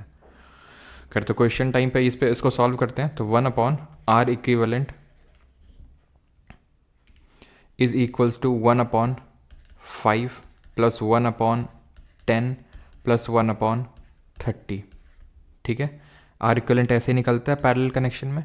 एलसीएम लेंगे 30, 6, 3 और 1। ठीक है, तो कितना आ जाएगा? 6, 3, 9, 1, 10 बटा 30। ये 1/r इक्विवेलेंट है, तो r इक्विवेलेंट कितना निकलेगा? 30 बटा 10 यानी कि 3 ओम निकल आएगा। ठीक, तो करंट कैसे निकलता है? v is equals to I into R, और v है 12, i निकालना है, r है 3, 3 चौको 12, 4 एम्पियर। ठीक, अब इससे पहले कि मैं आगे बढ़ूँ, एक चीज़ मैं तुम्हें बताना चाहता हूँ। ठीक है, बताना मत लेकिन किसी को। वो चीज़ ये है कि आर इक्विवेलेंट, जैसे कि मेरे पास 3, 4, 5, 6 जितने भी रेजिस्टर हैं, एक बार मैं सबको सीरीज में कनेक्ट करूं और एक बार मैं सबको पैरेलल में कनेक्ट करूं। एक बार मैं सबको सीरीज में कनेक्ट करूं और एक बार मैं सबको पैरेलल में कनेक्ट करूं, किस केस में ज़्यादा रेजिस्टेंस निकल के आएगा? तो ध्यान रखना, आर इक्विवेलेंट जो होता है पैरेलल के केस में वो कम होता है। इसीलिए जब हम रेजिस्टर्स को जोड़ते हैं तो पैरेलल में यूजुअली प्रेफर करते हैं अगर हमें ज़्यादा करंट फ्लो करवाना होता है। As simple as that, resistance ज़्यादा होगा करंट कम फ्लो होगा, रेजिस्टेंस कम होगा तो करंट ज़्यादा फ्लो होगा। ये चीज़ आप देख भी सकते हैं, मैं आपको दिखाता हूँ। देखो 20 ओम में 4 ओम है दोनों। सीरीज में कनेक्ट करने में 24 आया और पैरेलल में कितना आ रहा है? 10/3 यानी कि 3.33 आया। अगर इनको सीरीज में कनेक्ट कर देता तो 30, 40, 45, और इसमें तो सिर्फ 3 आ रहा है। ये एक है, और दूसरा और तुम जादू देखो भाई ओपी शर्मा। तो ये क्या है कि हमेशा जब भी तुमसे 2, 3, 4, 10 जितने रेजिस्टर्स अगर पैरेलल में कनेक्ट करने को बोलेगा तो उसमें से जो सबसे छोटा होगा ना रेजिस्टर, उससे भी वैल्यू कम आएगी, उससे भी जो इक्विवेलेंट रेजिस्टेंस है वो कम आएगा। देखो 4 है छोटा, यहाँ पे वैल्यू कितनी आ रही है? 3.33। इन तीनों में सबसे छोटा कौन है? 5। इक्विवेलेंट कितना है? 3, यानी 5 से भी छोटा आया। यानी कि जब आप पैरेलल में कनेक्ट करते हैं, यानी कि जब भी आप पैरेलल में निकाल भी रहे हो इस तरह से, तो ध्यान रखना कि जो सबसे वह है छोटा, उससे अगर बड़ा आ रहा है आपका आंसर तो गलत किया आपने। जब सेम तरह के रेजिस्टर्स को पैरेलल में कनेक्ट कर दिया जाए, 1 बारी, 2 बारी, 3 बारी, 4 बारी, जितनी बारी, तुम क्या करोगे? तुम बोलोगे सिंपल, मतलब मैं ये बोल रहा हूं एक सेम मैग्नीट्यूड का रेजिस्टेंस आप अगर पैरेलल में कनेक्ट करते हो, ये मैंने 4 बार कनेक्ट कर दिया, तो मान लेता हूं कि ये 4 ओम था, ये 4 ओम, ये 4 ओम, ये 4 ओम, ये 4 ओम, तो 4/4। अगर मैं 3 बार कनेक्ट किया होता तो 4/3, 2 बार कनेक्ट किया होता 4/2, 5 बार कनेक्ट किया होता 4/5। यानी कि जब सेम रेजिस्टर को मल्टीपल टाइम्स पैरेलल में कनेक्ट किया जाए तो जितने टाइम्स कनेक्ट किया जा रहा है उससे डिवाइड कर दो, आ जाएगा आंसर। ठीक, ये क्या है? ये है व्हीटस्टोन का पुल। आप में से ज़्यादातर लोगों ने जिन्होंने 12th में फिजिक्स पढ़ी होगी उन्हें पता होगा, 12th में ही हम पढ़ते हैं व्हीटस्टोन का पुल होता है, ये व्हीटस्टोन ब्रिज बोलते हैं इसको। ये 2 तरह का होता है, बैलेंस्ड और अनबैलेंस्ड। ज़्यादा में डेप्थ में नहीं जाना, लेकिन अगर कभी कभी सिंपल सा क्वेश्चन पूछ लेता है कि भाई एक व्हीटस्टोन ब्रिज में कितने रेजिस्टर लगे होते हैं, कितने रेजिस्टर्स होते हैं, जल्दी से बताओ। हाँ, व्हीटस्टोन, किसका फिर से कॉल आ रहा है यार, एक सेकेंड।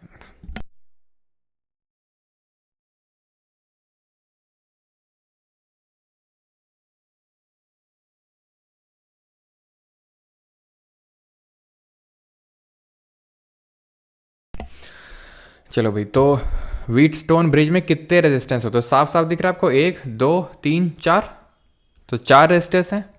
बैलेंस्ड क्या होता है? बैलेंस्ड होता है तब जब P/R का रेशियो, मतलब PR यहाँ पर लिख लिया, R1, R2, R3, 4, कुछ भी लिख लो यार, P/R is equal to Q/S। यही अगर मैं यहाँ R1, R2, R1, R2, R3 और R4 लिख लूँगा तो वही सेम चीज़ हो जाएगा, R1/R2 का रेशियो अगर R3/R4 के बराबर है तो बैलेंस्ड है, वो बैलेंस्ड है। और उस केस में यहाँ पे ये क्या है, गैल्वेनोमीटर है। गैल्वेनोमीटर क्या होता है सर, अभी बताते हैं। मतलब गैल्वेनोमीटर क्या करता है, गैल्वेनोमीटर आपका करंट ही चेक करता है। सर अमीटर क्या करता है, अमीटर क्या करता है फिर, तो अमीटर भी आपका करंट ही चेक करता है, ठीक है। तो अंतर क्या होता है गैल्वेनोमीटर और अमीटर में, कोई बताना चाहेगा? गैल्वेनोमीटर बहुत छोटा मैग्नीट्यूड का करंट को आपको मेजर करता है। तो इस गैल्वेनोमीटर में कोई डिफ्लेक्शन नहीं होगा। अगर ये जो ब्रिज है ये बैलेंस्ड होगा तो इसमें कोई भी इसमें डिफ्लेक्शन नहीं होगा, कोई करंट फ्लो नहीं होगा। इसको अनबैलेंस्ड करना होगा अगर यहाँ बीच से करंट को फ्लो करवाना है तो। ठीक, क्लियर। व्हीटस्टोन ब्रिज, किरचॉफ जी का लॉ देख लेते हैं। किरचॉफ जी ने दो नियम दिए थे, किरचॉफ जी ने दो नियम दिए थे। पहला जो इनका नियम बोलता है, फर्स्ट लॉ, इसको लॉ ऑफ करंट बोलते हैं, लॉ ऑफ करंट। इसके हिसाब से, मतलब इस लॉ के हिसाब से, जैसे मान लेते हैं कुछ ऐसा वो टाइप है ना, और ये एक बीच में सेंट्रल नोड है, यहाँ पे कोई करंट आ रहा है, मान लेते हैं I1, यहाँ से जा रहा है I2, यहाँ से जा रहा है, या फिर यहाँ से जा रहा है, आ रहा है, कुछ भी ना हो, I3, ठीक है। दूसरा केस ले लेता हूँ यहाँ पे, भाई सेम केस ही है। अब यहाँ पे क्या है, I1 आ रहा है, ठीक है, I2 जा रहा है, I3 आ रहा है। तो इनके हिसाब से, पहले लॉ के हिसाब से, कि current coming to the node, coming to the node is equal to current leaving the node, current leaving the node, ठीक है। अब क्या है इसका मतलब, ये नोड है, ये नोड है, करंट आ कितना रहा है I1, और कहीं आ रहा है, नहीं आ रहा है। जा कहां से रहा है, I2 और I3 जा रहा है यहां से, नोड से। तो I1 is equal to I2 plus I3। यहां पे क्या लिख सकता हूं, करंट कितना आ रहा है नोड पे, I1, और I3 आ रहा है, और जा कितना रहा है, I2। बहुत सिंपल है, याद हो गया होगा आपको, ठीक है। ये करंट जितना आएगा वो बराबर होगा जितना जाएगा, इसको लॉ ऑफ करंट बोलते हैं। और एक होता है दूसरा लॉ जिसको लॉ वोल्टेज या फिर वोल्टेज लॉ बोलते हैं, जिनके हिसाब से, जिनके जिस लॉ के हिसाब से सिग्मा है, सिग्मा मतलब सम ऑफ ऑल वोल्टेजेस, ये भी क्लास 11th 12th का ही टॉपिक है आपका किरचॉफ्स लॉ, लेकिन क्योंकि कभी कभी क्वेश्चन पूछ लेता है इसलिए उतना ही मैं आपको बता रहा हूं, ठीक है। Sum of all voltages in a closed loop is 0, ये 0 के बराबर होता है, यानी कि sigma V for a close loop is 0। वैसे अभी सेकेंड लॉ तक मैं अभी तक मैंने क्वेश्चन देखा तो नहीं है, लेकिन अगर पूछ ले, मैंने अभी तक सिर्फ पहले लॉ पे ही क्वेश्चन देखा है। अब आ जाते हैं अपने आखिरी टॉपिक पे आज का, और यहाँ इसके बाद क्वेश्चन आपका खत्म, ठीक है। ऑलराइट, तो ये है heating effect of electric current. Electric current के दो इफेक्ट होते हैं, एक गर्म करने वाला और एक चुंबकीय प्रभाव। चुंबकीय प्रभाव कल पढ़ेंगे, कल का जो पूरा हमारा आखिरी लेक्चर होगा, ना सिर्फ फिजिक्स का बल्कि पूरे बैच का, वो कल होगा, ठीक है। और वो होगा topic magnetic effect of electric current. ये है heating effect of electric current, बहुत छोटा सा है। इसकी डिस्कवरी सबसे पहले अगर पूछा किसने करी थी, जेम्स पी जूल ने इसकी डिस्कवरी करी थी, heating effect of electric current की। अब हमने 3 फॉर्मूले पढ़े हैं आज के लेक्चर में। पहला Q is equals to IT, दूसरा W is equals to QV, और तीसरा V is equals to IR। ये 3 फॉर्मूले पढ़े। तो पोटेंशियल डिफरेंस होता है work done upon charge. Power क्या होता है, पावर हमने पढ़ा था, ठीक है। पावर होता है वर्क डन अपॉन टाइम, यानी कितना काम कर रहे हैं आप कितने टाइम में, that is called as power. अब वर्क डन का फॉर्मूला यहां से सब्सटीट्यूट करूंगा तो QV लिख दूंगा, और टाइम T, ठीक। और Q upon T, Q upon T क्या होता है, Q अपॉन T I होता है, I करंट। तो यहां से पावर का फॉर्मूला क्या बन जाएगा, पोटेंशियल डिफरेंस इनटू करंट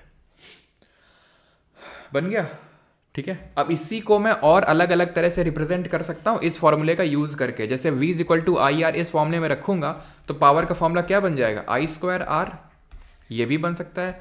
या फिर इसको मैं ऐसे भी तो लिख सकता हूँ, I is equals to V upon R, और यहां पर फिर मैं वो I is equal to V upon R रख दूंगा तो क्या बन जाएगा, वी स्क्वायर अपॉन आर, वही सेम फॉर्मूला ऊपर वाला। ठीक है, तो ये फॉर्मूले को रिप्रेजेंट करने के अलग अलग तरीके हैं।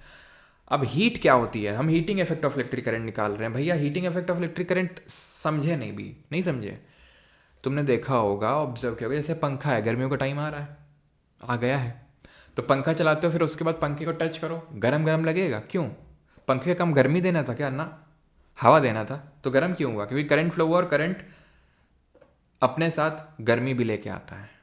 करंट अपने साथ गर्मी भी लेके आता है, उसी गर्मी वाले इफेक्ट को, हीटिंग जो इफेक्ट है उसका, उसी को पढ़ना है, क्योंकि इसके यूज भी करते हैं। अब जैसे पंखा है, पंखे में तो क्या ही यूज है, पंखा गर्म आ गया तो, लेकिन बहुत जगह है, जैसे सर्दियों में तुम रॉड का यूज करते हो, रॉड का यूज करते हो पानी गर्म करने के लिए, वहां पे है, आपने सॉकेट से कनेक्ट किया, उसमें इलेक्ट्रिसिटी फ्लो हुई, अब वो जैसे ही गर्म होगी, क्यों गर्म होगी, क्योंकि इलेक्ट्रिसिटी फ्लो हुई, पानी भी गर्म हो गया आपका। यहां पे तो यूज है, यहां पे तो यूज है ना, तो फिर तो यूजेस भी हैं इसके। तो हीट जो है पावर इंटू टाइम होता है, तो पावर क्या है, v इंटू आई और t, और v is equal to I R substitute किया मैंने यहाँ पर आई टी, और ये क्या निकल के आएगा, आई स्क्वायर आर टी। ठीक है, आई स्क्वायर आर टी, ये है heating effect of electric current. ठीक है, प्रैक्टिकल एप्लीकेशंस क्या होते हैं heating effect of electric current के, तो इसका प्रैक्टिकल एप्लीकेशन जैसे हम देखते हैं फ्यूज़ वायर में, है ना, लो मेल्टिंग पॉइंट, जैसे फ्यूज़ वायर हम लगा देते हैं, जैसे ये होता है ना, जैसे इसमें कटआउट में, तो कटआउट में ऐसे करके हम नहीं लगा देते हैं फ्यूज़ वायर। ठीक है, कटआउट में हम फ्यूज़ वायर लगा देते हैं, और जैसे ही ज़्यादा इलेक्ट्रिसिटी आती है ये मेल्ट हो जाता है, तो इलेक्ट्रिसिटी ब्रेक हो जाती है, मतलब इलेक्ट्रिक जो सर्किट है वो क्या होता है, ओपन हो जाता है। अब ओपन और क्लोज्ड क्या होता है, तो देखो, क्लोज्ड का मतलब, क्लोज्ड सर्किट का मतलब होता है कि वो पूरा है, स्विच ऑन है। अच्छा ध्यान रखना, स्विच को ऐसे दिखाते हैं फिजिक्स में, स्विच को ऐसे दिखाते हैं, अगर डॉट नहीं लगा हुआ है तो क्लोज्ड है, और अगर ओपन सर्किट है तो ऐसे डॉट लगा होगा। ठीक है, स्विच ऑन नहीं है तो इस स्विच का सिंबल होता ही है। तो अब अगर एकदम से मान लो मेरा टीवी है, ठीक है, मैं एकदम इंडिया पाकिस्तान मैच देख रहा हूँ, एकदम से भयंकर इलेक्ट्रिसिटी सप्लाई कर दी किसने, जहाँ से बिजली आती है, बिजली घर से, बिजली घर वाले क्या भेजते हैं, इलेक्ट्रॉन भेजते हैं ना, पोटेंशियल डिफरेंस भेजते हैं, ठीक है, वो एनर्जी भेजते हैं, सो दैट वो पोटेंशियल डिफरेंस क्रिएट हो। अब एकदम से बहुत ज़्यादा इलेक्ट्रिसिटी आ गई, और एकदम से पता चला इसमें आगे फूक जाएगा बेचारा, ये तो इंडिया पाकिस्तान मैच फिर तो मैं नहीं देख पाऊंगा, चाहे फ्रिज फूक जाएगी, टीवी फूक जाएगी, सब कुछ फूक जाएगा। तो इसलिए क्या होता है कि जब एक्स्ट्रा आपका करंट आएगा तो ये फ्यूज वायर मेल्ट हो जाएगा। क्यों मेल्ट हो जाएगा, क्योंकि इसका मेल्टिंग पॉइंट बहुत लो रखेंगे हम, एक ऐसे मटेरियल से बनाएंगे जिसका लो मेल्टिंग पॉइंट हो, यानी कि गलनांक बहुत कम हो, जरा सा इसका करंट बढ़ेगा और करंट हीट प्रोड्यूस करेगा, और हीट प्रोड्यूस करते ही तभी आपने देखा होगा कि ये सारी चीज़ें जो हैं गर्मियों में ज़्यादा होती हैं। गर्मियों में आए दिन कहीं फ्यूज़ वायर टूट रहा है, कटआउट का ये सब हो रहा है, क्यों, क्योंकि आप जब ज़्यादा लोड बढ़ाओगे भैया, लोड बढ़ेगा तो बेचारा वो झेल नहीं पाएगा, ज़्यादा रेजिस्टेंस होगा, ज़्यादा आपका हीट प्रोड्यूस होगा, फ्यूज़ वायर टूट जाएगा, बिजली चली जाएगी, फिर जाना धूप दोपहर में, भरे दोपहरी में 2 बजे हैं इलेक्ट्रिक बिजली वाले के पास कि भैया ठीक कर दो, अब वो बोलेगा आ रहे हैं अभी खाना खा के, फिर वो तुम देखोगे थोड़ी देर में वो आ ही नहीं रहा, फिर तुम गए, पता चला दुकान में वो कुर्सी में सो रहा है, फिर तुम गए, तो ऐसा जो है तुमको चक्कर काटने पड़ेंगे। इसलिए बेटा गर्मी आ रही है पहले बता दे रहे हैं, ठीक ठाक कर लेना अपना सब, नहीं तो बहुत रहोगे। It is use to protect electrical appliances from excessive current and to prevent short circuit. अब शॉर्ट सर्किट में क्या होता है, ध्यान रखना, शॉर्ट सर्किट के केस में करंट जो है हैविली इंक्रीज हो जाता है, करंट इंक्रीजेस शार्पली, बहुत ज़्यादा एकदम से करंट इंक्रीज हो जाता है शॉर्ट सर्किट के केस में। जैसे कि जो बल्ब होता है उसका फिलामेंट हम टंजस्टन का बनाते हैं, क्यों, जिसका सिंबल W होता है। अभी मैंने पूछा भी था कि W किसका सिंबल होता है, तो मतलब टंजस्टन का सिंबल क्या होता है, W। तो ये जब होता है, जब इससे इलेक्ट्रिसिटी फ्लो होती है तो ये हीट करने की वजह से ग्लो कर जाता है, हीट करने की वजह से ग्लो कर जाता है, और इस यूज़ को, इस प्रॉपर्टी को हम यूज़ में ले आते हैं किसमें, बल्ब में। ठीक है, इसको हम ले आते हैं बल्ब में, यूज़ में। ठीक है, क्लियर है इतनी चीज़, हाँ क्लियर। सर आता ही नहीं है, 2-3 दिन बाद आता है। अच्छा अच्छा, वी गार्ड बेस्ट है बेटा। पूछा किसी ने तुमसे है? पूछा किसी ने तुमसे? तो यहाँ पर फिलामेंट मेड ऑफ टंजस्टन। तो अब जब हम इसको पास कराएंगे इलेक्ट्रिसिटी, ठीक है, तो क्या हो जाएगा, ये ग्लो करेगा, और ग्लो करेगा तो उसको हम यूज़ में ले आते हैं। क्वाइल इज़ बेटर में, coil in heater is made of nichrome. Nichrome क्या होता है, निकल और क्रोमियम का आपका एलॉय होता है, उसको यूज़ करते हैं। बिकॉज जब जैसे कि नहीं, मैंने हीटर में जो जहाँ मुझे करंट लगा था, तो हीटर में ताप तो रहा था मैं सर्दियों में, तो उसमें क्या होता है, गर्मी आती है जब उसमें करंट फ्लो होता है तो, ठीक है। और वो बहुत ज़्यादा करंट, मतलब बहुत ज़्यादा इलेक्ट्रिसिटी खाता था, है ना। क्लियर है यहाँ तक सभी को? किसी को कोई डाउट तो नहीं है यहाँ तक? आगे बढ़ें।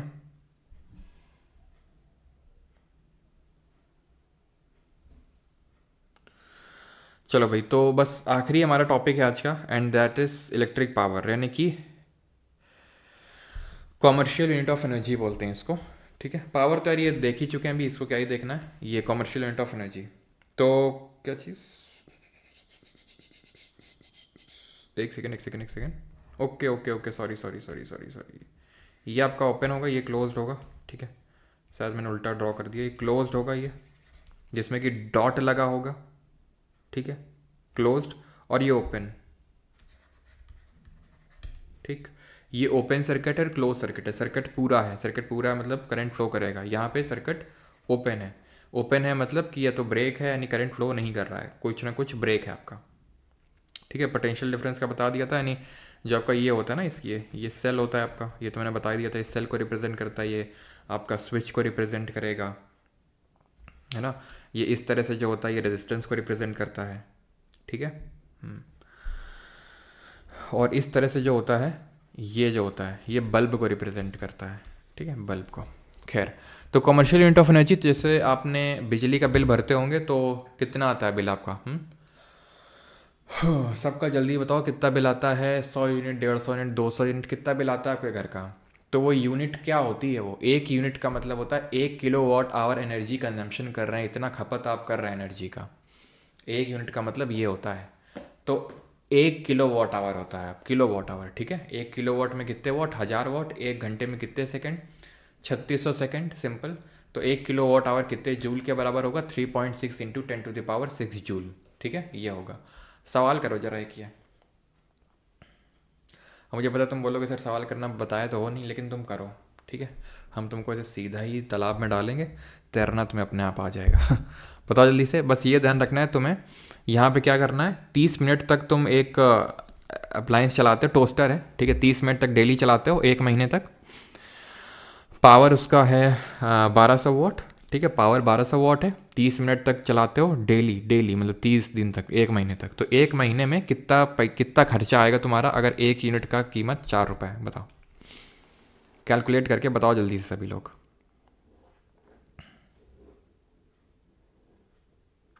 हम लोग इलेक्ट्रिसिटी चोरी करते हैं। अच्छा बेटा, नाम नोट किया जाए जरा सत्यन मोदक का।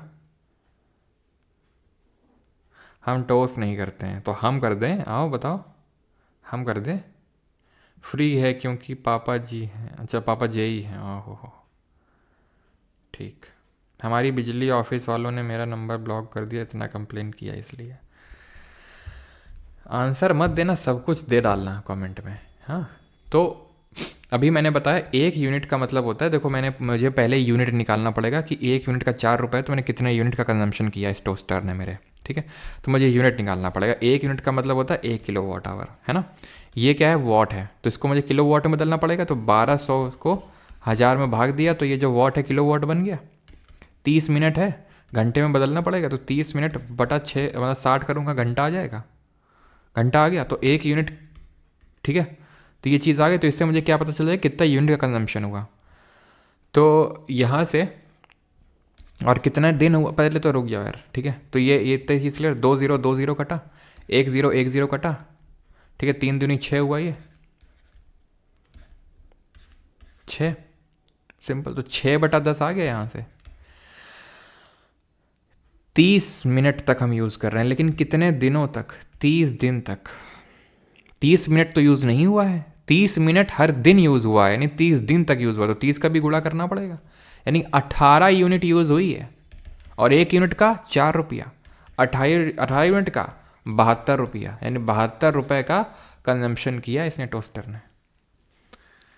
अब एक आखिरी चीज़, वो चीज़ ये है कि आपने सुना होगा लाइव वायर, न्यूट्रल वायर, है ना, अर्थ वायर। क्या होता है ये, क्या होता है ये? तुमने देखा होगा कभी कभी जो हमारे इलेक्ट्रीशियन आते हैं, ठीक है, हमारे इलेक्ट्रीशियन का नाम कल्लू है, ठीक है, तो जब हमारा कल्लू इलेक्ट्रीशियन आता है तो कल्लू क्या करता है, कल्लू जो है ये वायर को, काले वाले को टच कर लेता है, उसको करंट नहीं लगता। अब क्यों नहीं लगता? क्योंकि वो कल्लू है, इसलिए नहीं।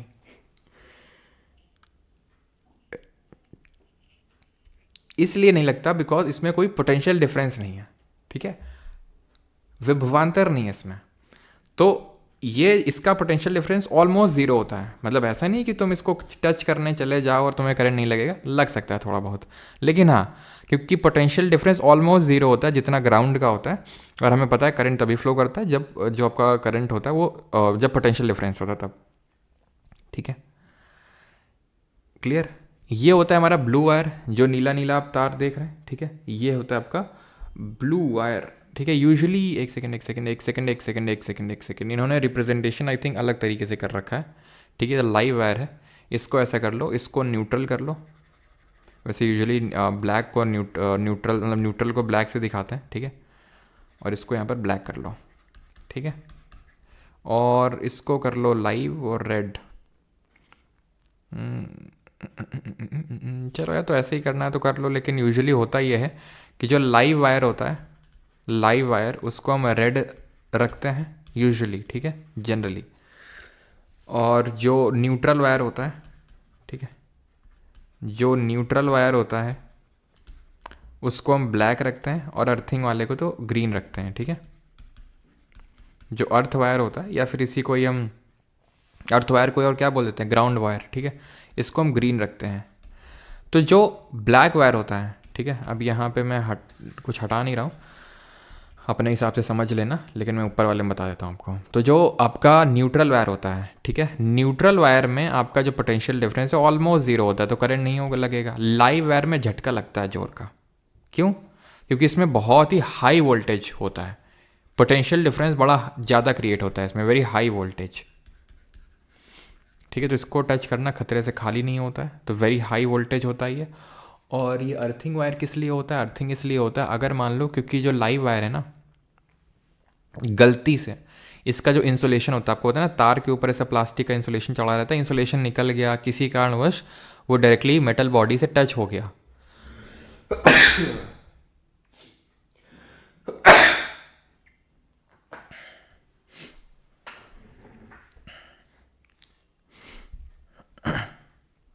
अगर गलती से टच हो गया तो क्या हो जाएगा? गलती से टच होने की वजह से पूरा अप्लायंस में करंट आ जाएगा। जैसे आप मान लो प्रेस कर रहे हो, और प्रेस का जो लाइव वायर है वो गलती से ऐसे टच हो जाए, तुम पता चला लगाया जैसे सॉकेट में, जैसे ही प्रेस लगाया तो प्रेस को तुमने टच किया, आए हाय, वही जो पहली वाली स्लाइड थी क्लास की, जोर का झटका हाई जोरों से लगा बोलोगे, ठीक है। तो ऐसा ना हो इसलिए एक ग्रीन मतलब अर्थिंग वायर होता है, जो डायरेक्टली मेटल की बॉडी से टच करवा के रखा जाता है, कि अगर मान लो कि किसी केस में मेटल में अगर करंट आ, मतलब उस अप्लायंस में करंट आ जाए गलती से, तो वो सारा यहाँ पे फ्लो हो जाए। तो सर अगर मान लो हम यहाँ पर पकड़ लें तो हमसे भी तो फ्लो हो सकता है ग्राउंड में, क्योंकि ये अर्थिंग वायर क्या करता है, अर्थ से कनेक्टेड, और सीधा सीधा पूरे करंट को अर्थ में डाल देता है अर्थिंग, ठीक है। वो हमारे में इसलिए नहीं फ्लो होगा बिकॉज हमारे में रेजिस्टेंस ज़्यादा मिलता है उसको, और ये जो होता है रेजिस्टेंस बहुत कम ऑफर करता है। करंट हमेशा वहाँ जाएगा जहाँ रेजिस्टेंस कम होगा, तो पूरा करंट जो है आपका, कभी आपने देखा होगा जो हमारी ये होते हैं प्लग वगैरह में क्या होता है, जो ऊपर वाला होता है, ऊपर वाला ये जो होता है, ठीक है, तो ये बड़ा लंबा और मोटा होता है, लंबा और मोटा, सो दैट ये सीधा घुस जाए, जो उसमें वो बोर्ड होता है सबसे पहले घुसे ये, ठीक है। तो जब सबसे पहले घुस जाएगा तो इससे ये होगा कि अगर मान लो कोई भी इस तरह का करंट है, फ्लो हो रहा है, तो सीधा सबसे पहले अर्थ में चला जाएगा वो, बजाय कि वो अप्लायंस में है, ठीक है। तो इसलिए इसको जो है थोड़ा सा मोटा और थोड़ा सा लंबा बनाया जाता है, किसको? अर्थ वाले को। अब हो सकता है तुम्हारे दिमाग में डाउट आए, या फिर चलो मैं पूछ ही लेता हूँ, चार्जर वगैरह तुमने देखे होंगे मोबाइल के, उसमें क्यों नहीं होता है? उसमें 3 ये पिन क्यों नहीं होते? उसमें 2 ही क्यों होते हैं? उसमें 2 ही क्यों होते हैं? बताओ जल्दी से। उसमें 2 ही पिन के होते हैं, इसमें जैसे 3 पिन थे, 2 ये सेम साइज़ के थे, सेम थिकनेस के थे, सेम मोटाई के थे, लेकिन अर्थ वाला थोड़ा सा लॉन्गर था और थोड़ा सा ज़्यादा थिक था ये। तो क्यों था वो हमने समझ लिया, क्योंकि करंट अगर मान लो आ गया तो वो फ्लो हो जाए। इसमें क्यों नहीं है, चार्जर में, मोबाइल का जो चार्जर है उसमें, बताओ जल्दी से। जल्दी बताओ, जल्दी जल्दी जल्दी। सर रबड़ यूज़ करने से तो झटका नहीं लगता, मतलब रबड़ तो भाई रबड़ इंसुलेटर होता है ना, रबड़ इंसुलेटर होता है ना।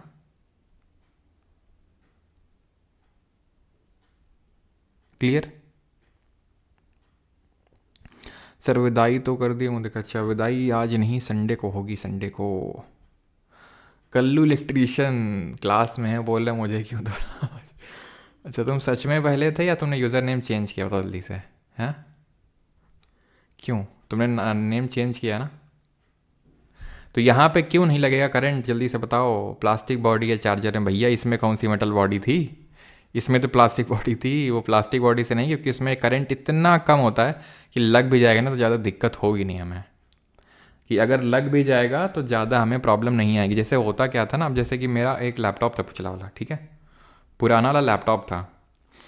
अब उस पुराना वाले लैपटॉप में क्या था कि जैसे जब मैं सेशन लेता था या फिर इन जनरल भी, तो पता है वो जैसे मैं चार्जर कनेक्ट करता था और जब मैं टच करता था चार्जिंग के टाइम पे माइक को, भाई वो माइक करंट देता था मुझे, जो भी मेरे पास माइक है, क्योंकि कोई ना कोई लाइव वायर जो है वो टच हो रहा था, वो ज़्यादा नहीं था लेकिन टच करते हुए करंट झटके देता था। ठीक है, तो वो इसी उसी केस में होता है, तो उतना बड़ा झटका नहीं होता है कि वो एकदम कुछ है ना, फेटल भी हो सकता है। तो लेक्चर ख़त्म हो गया है, ठीक है। अब हम करेंगे क्वेश्चंस इसके, किसी कोई डाउट हो तो पूछ सकता है। बताओ at the time of short circuit current क्या होगा इलेक्ट्रिक सर्किट में। पहले एसएससी के करेंगे, बाद में इसके करेंगे यूपीएससी के। तो इट इंक्रीजेस शार्पली, ठीक है। रुक जाओ, पहले हम कर लेते हैं क्वेश्चंस एसएससी के, देने आते हैं इस पर। चलो भाई बताओ आंसर।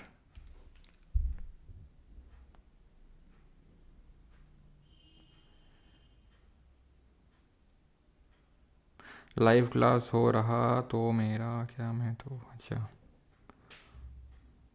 सरकार।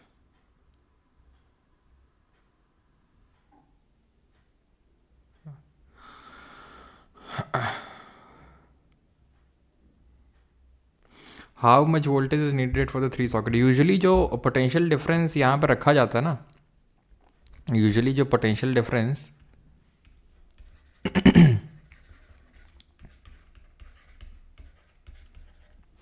जो आपका लाइव और जो न्यूट्रल वायर है उसमें जो पोटेंशियल डिफरेंस रखा जाता है that is equal to 220 volt, 220 volt रखा जाता है उसमें, ठीक है।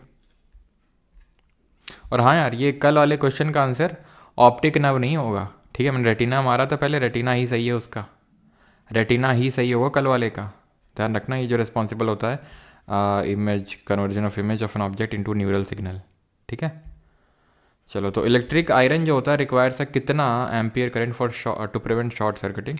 तो 5 एम्पियर करंट चाहिए होता है इलेक्ट्रिक आयरन को शॉर्ट सर्किट रोकने के लिए। What is the SI unit of current का एसआई मात्रक क्या, सीजीएल 2022। तो आप देख रहे हैं कि थोड़े से बेसिक टाइप ही क्वेश्चन आपसे पूछता है।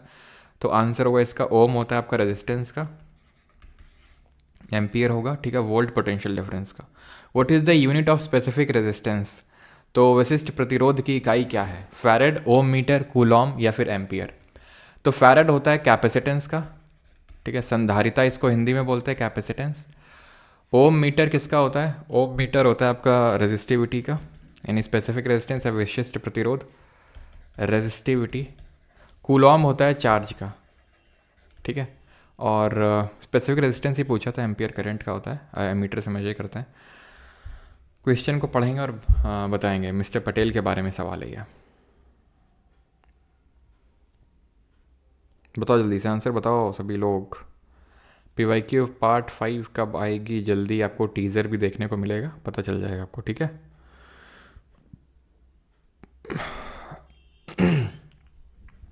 बिफोर स्टार्टिंग 5 दिन और 5 नाइट का excursion, mister Patel provided all students with battery powered flash light. He also gave them some extra batteries to use the spare. Then Mr. Patel asked them whether they know how the batteries will produce electricity and help them. What do you think the correct answer to this question is? तो battery में क्या होता है? Chemical energy electrical energy में convert होती है, chemical electrical में. In electricity overloading can not be caused by. Electricity में ओवरलोडिंग किसके से नहीं हो सकती है. बहुत सारे अप्लाइंसेज एक ही सॉकेट में लगा दोगे तो क्या ओवरलोडिंग होगी? बिल्कुल होगी. ठीक है. एक्सीडेंटल हाइक हो जाएगा वोल्टेज सप्लाई में, एकदम से बहुत वोल्टेज आ जाएगा, हाई वोल्टेज, तो तब भी होगी. ठीक है. तो दूसरा भी होगा. Live wire come in direct contact with the neutral wire, बिल्कुल पोटेंशियल डिफरेंस क्रिएट हो जाएगा. The live wire and the neutral wire coming in contact through a heavy resistance.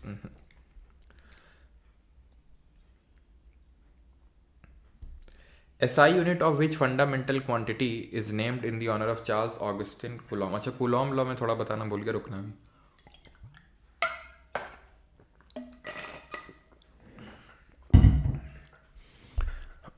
Coulomb law यार मैंने करवाया था जब ग्रेविटेशन पढ़ाया था, अगर आपको याद हो तो वहाँ पर मैंने कूलॉम लॉ के बारे में आपको बताया था. ठीक है, याद आया आपको? क्यों? कूलॉम लॉ के बारे में मैंने आपको वहाँ पे पढ़ाया था.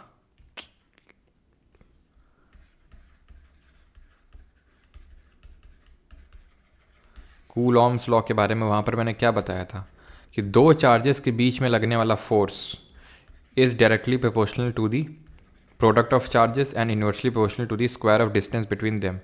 और वो प्रोपोर्शनैलिटी को हटाते हैं तो ये एक कांस्टेंट आ जाता है. इस कांस्टेंट के की वैल्यू होती है 1/4πε0. ठीक है, तो ये चीज़ को ध्यान रखिएगा.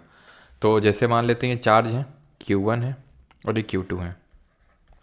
ठीक है, तो इनके ये मैंने न्यूमेरिकल भी करवाया था अगर आपको याद हो, क्योंकि ग्रेविटेशन वाला जो हमारा फॉर्मूला होता है, फोर्स जो लगता है ग्रेविटेशन फोर्स, वो भी कुछ इसी तरह होता है. वहाँ प्रोडक्ट ऑफ मासेज होता है और डायरेक्टली प्रोपोर्शनल और inverse proportional to the distance between them. तो इनके सेंटर के बीच की डिस्टेंस मापते हैं, ध्यान रखिएगा. ये डिस्टेंस नहीं मापेंगे, ये वाली ना, इनके सेंटर के बीच की डिस्टेंस. तभी आपको याद हो एक क्वेश्चन किए थे हम लोग कि दो इस तरह के कुछ रखे थे ना मासेज, तो उनके रेडियस कितनी थी? 2 मीटर, 1 मीटर थी दोनों की. तो हमने डिस्टेंस बिटवीन देम कितना लिया था? 2 मीटर लिया था, क्योंकि सेंटर के बीच की डिस्टेंस. हम इनके ये नहीं बोलेंगे कि डिस्टेंस 0 है इनके बीच में, नहीं. इनकी रेडियस भी हम काउंट करेंगे बिकॉज सेंटर से लेते हैं डिस्टेंस को. ठीक है. देख करो, तो आंसर क्या होगा?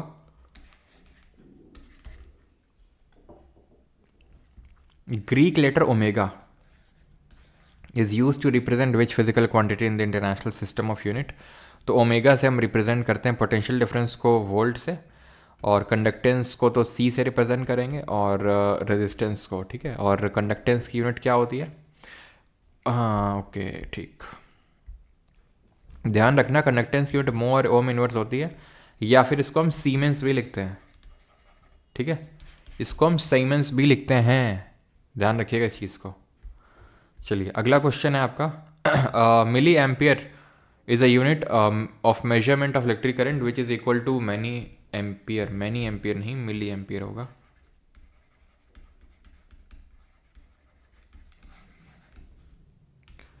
मिली एम्पियर, तो milli ampere 0.001 10⁻³ ampere. Option number B.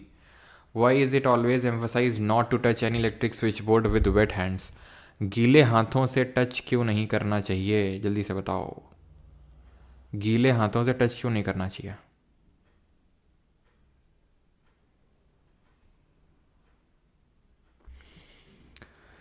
Forty 45 का बी. शिवा, देवस्मिता, विकास, दीपांशी, शिवा, सबका सही है. सर फेस्टिवल की नोट्स अपलोड नहीं हुई. अच्छा, नोट्स ठीक है, नोट्स अपलोड करवा देंगे. रात समझ लो हमारे यहाँ गंगा मेला है. ठीक है, गंगा मेला मतलब होली से भी ज़्यादा सेलिब्रेट किया जाता है गंगा मेला हमारे यहाँ पे. तुम समझ रहे हो, यहाँ मैं पढ़ा रहा हूँ तुम्हें, है ना, और तुम फालतू कमेंट कर रहे हो. वाई इज़ इट ऑलवेज, तो क्यों ऑलवेज कहता है? वाटर कैन कॉम्बिनेशन ऑफ, तो ऑप्शन नंबर बी आंसर होगा. ठीक है, बाकी और इररेलेवेंट ऑप्शन है. Meera shifted to a new house, नए घर में गई Meera, and was fixing light bulb in her apartment. Light bulbs वो कर रही हैं. One of the three bulbs she fixed did not light up. Upon testing, she realized that it showed a case of fused bulb, so she bought a new one which then lit up perfectly. Select the correct option that describes. तो उन्होंने क्या observe किया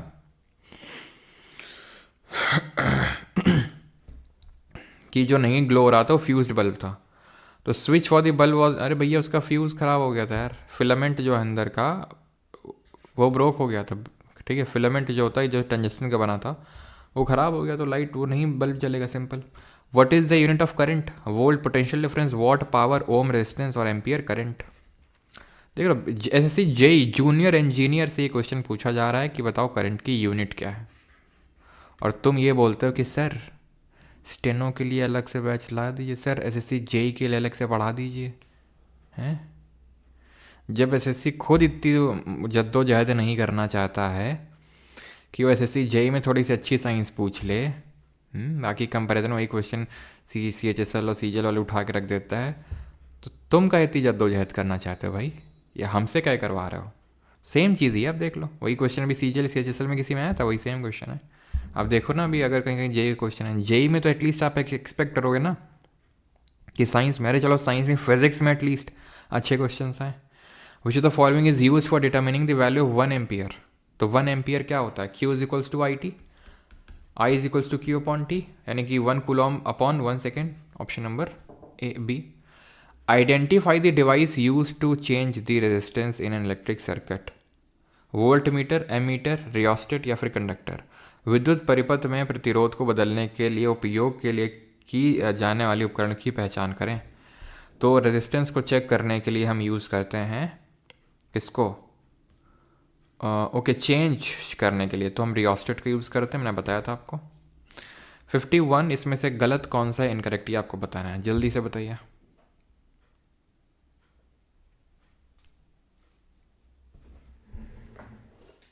sir आप civil engineering पढ़ाओ ना please. क्यों भाई civil engineering क्यों पढ़ाएं हम? सिविल इंजीनियर हैं क्या हम जो सिविल इंजीनियरिंग आपको पढ़ा देंगे? या फिर आप ऐसा बोल रहे हो कि सिविल इंजीनियरिंग की क्लास चलाओ किसी से, वो बोल रहे हो तो बात अलग है। बताओ भाई, तो इसका आंसर क्या होगा? Albert Einstein explain photo electric effect, yes he did explain, उसके लिए 1921 में नोबेल भी मिला इनको। वेव थ्योरी ऑफ लाइट, ये कहाँ से पता चला? यहाँ से तो हमें पार्टिकल नेचर ऑफ लाइट के बारे में पता चला, यहाँ से हमें जो यंग्स डबल स्लिट एक्सपेरिमेंट है उससे वेव नेचर के बारे में पता चला, तो ये तो गलत होगा फिर। हर्ट्ज ने एक तो फोटो इलेक्ट्रिक इफेक्ट के बारे में बताया था प्लस इलेक्ट्रोमैग्नेटिक वेव्स के बारे में, और माइकल फेरेडे कल पढ़ेंगे इनके बारे में, इलेक्ट्रोमैग्नेटिक इंडक्शन क्या होता है, और कल इनके बारे में पढ़ेंगे। रो क्या बताता है? आप आंसर कर दोगे कूलॉम्स लॉ कि कहाँ पर एप्लीकेबल है, बताओ। जो कूलॉम का नियम है वो कहाँ पर एप्लीकेबल है, जल्दी से आंसर बताइए। तो both distributed charges and point charges, between 2 point charges, neither point not distributed, between 2 distributed. देखो पॉइंट चार्ज क्या होता है, तो जब दो चार्जेस इतने छोटे हैं, इतने छोटे यूनिट के हैं, लेकिन उनके बीच की डिस्टेंस बहुत ज़्यादा है, तो उनको हम पॉइंट चार्ज कंसिडर कर लेते हैं, सच सेंटर ना मान के, बस वो पॉइंट हैं, बस वो पॉइंट चार्जेस। तो दोनों के लिए ये आपका एप्लीकेबल होता है Coulomb's law. Which physicist was famous for gold foil experiment? तो यार ये तो आपका केमिस्ट्री से क्वेश्चन है, ठीक है। आंसर इसका अर्नेस्ट रदरफोर्ड होगा, option number D. For domestic tariff 1 unit of electrical energy consumption is equal to, तो 1 unit of electrical energy consumption किसके बराबर होता है? 1 kilowatt hour, option number D. 59 पे आ जाओ, करो इसको ज़रा, ठीक है। 4 रेजिस्टेंस है आपके पास, equal R R R R, ठीक है।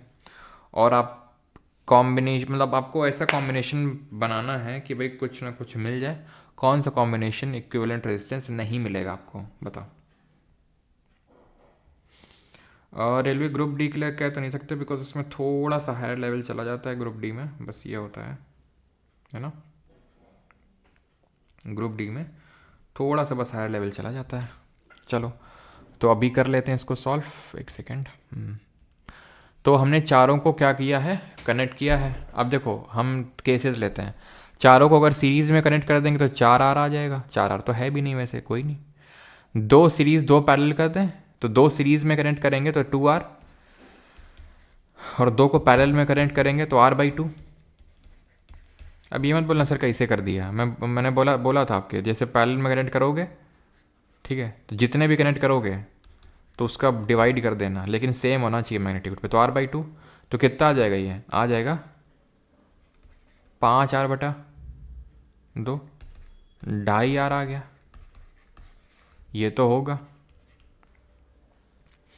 चारों को सीरीज में कनेक्ट किया था, चारों को पैरेलल में कनेक्ट कर दो, ये आ जाएगा। 2 को सीरीज, 2 को पैरेलल में किया था, अब 3 को सीरीज में कनेक्ट कर दोगे तो ये आएगा, और 1 को पैरेलल में कनेक्ट कर दो। समझ रहे हो मैं क्या कहना चाह रहा हूं तुमसे? ये ऐसे कर दो, ठीक है।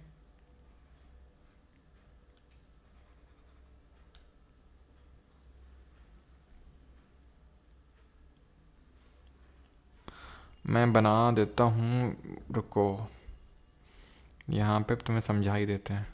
कहाँ चला गया?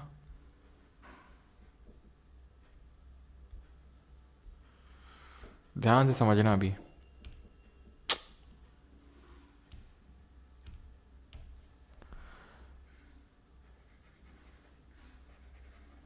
तीनों को सीरीज में कनेक्ट किया, आर आर और आर को, ठीक। अब क्या कर दूंगा मैं यहाँ पे, या तो यहाँ से बीच से सर्किट को तोड़ दो, या फिर इस तरह से कुछ सर्किट को तोड़ दो, ठीक है। तो कुछ करंट यहाँ चला जाएगा, कुछ करंट यहाँ, तो 3 सीरीज में हो गए और 1 पैरेलल में। इनका 3R निकल आया, और अब पैरेलल में है दोनों, यानी 3R और ये R अब पैरेलल में हो जाएंगे। तो जो इक्विवेलेंट रेजिस्टेंस निकलेगा वो 1/3R प्लस 1/R निकलेगा। 3R आपका एलसीएम आएगा, 1 + 3 1/R इक्विवेलेंट। तो R इक्विवेलेंट क्या आ जाएगा, 3R/4, यही आएगा। कितना आ जाएगा ये, 3R/4 कहीं है, 3R/4 वैसे भी कहीं है नहीं, ठीक है।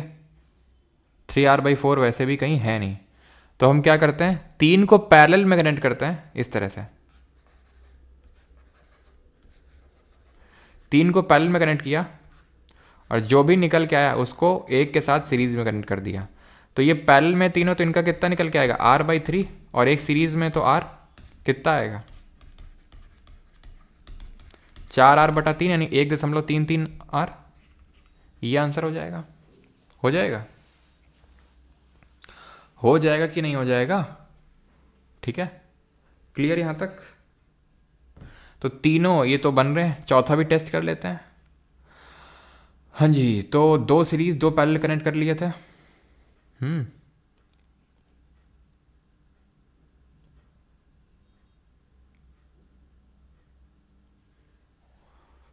आई थिंक यही होगा फिर, तो एक ही बचा ऑप्शन, जब तीनों हो रहे हैं तो एक ही बचा ना, सी होगा फिर।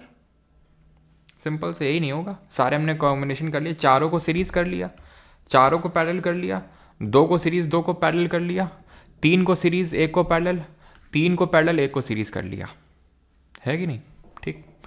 If 4 resistance of 4 ohm each are connected in parallel, what will be their effective resistance? बताओ, एक सेकंड का क्वेश्चन है ये, क्यों एक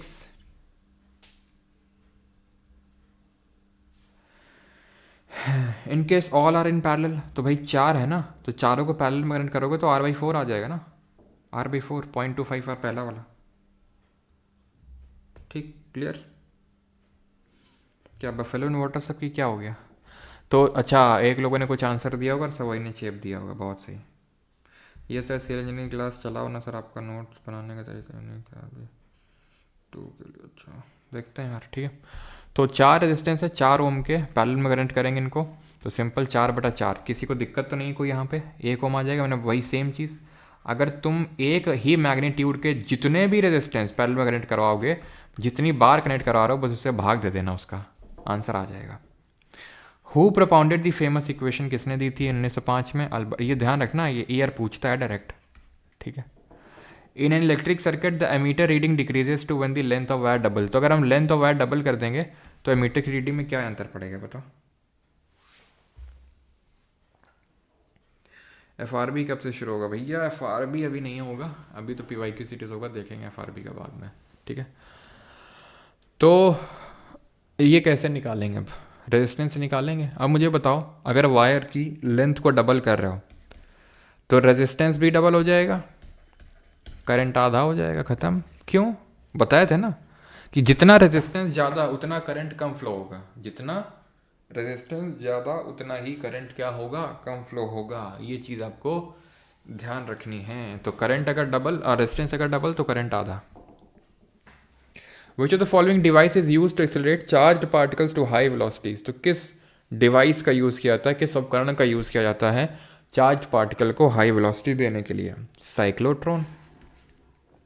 ठीक है, एक और क्वेश्चन करो, 5 क्वेश्चन और करेंगे बस। ठीक है,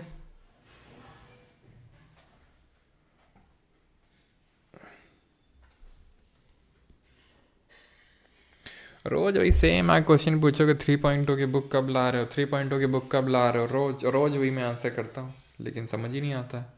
बोला है रुक जाओ अभी थोड़ा, नहीं फिर वही तुम ही आगे कमेंट करोगे कि पहले क्यों नहीं बताया।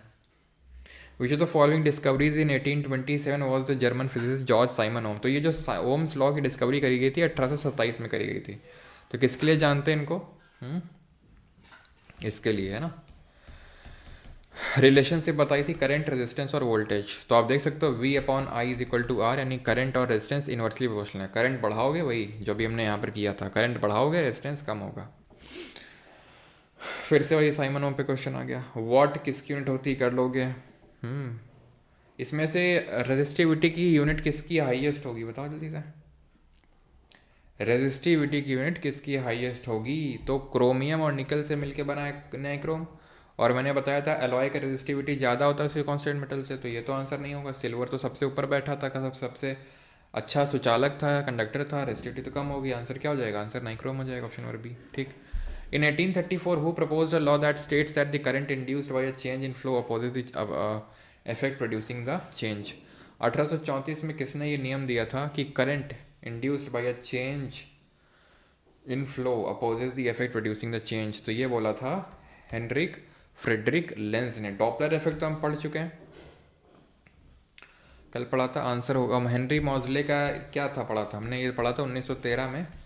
इन्होंने मॉडर्न पीरियोडिक टेबल दी थी, है ना।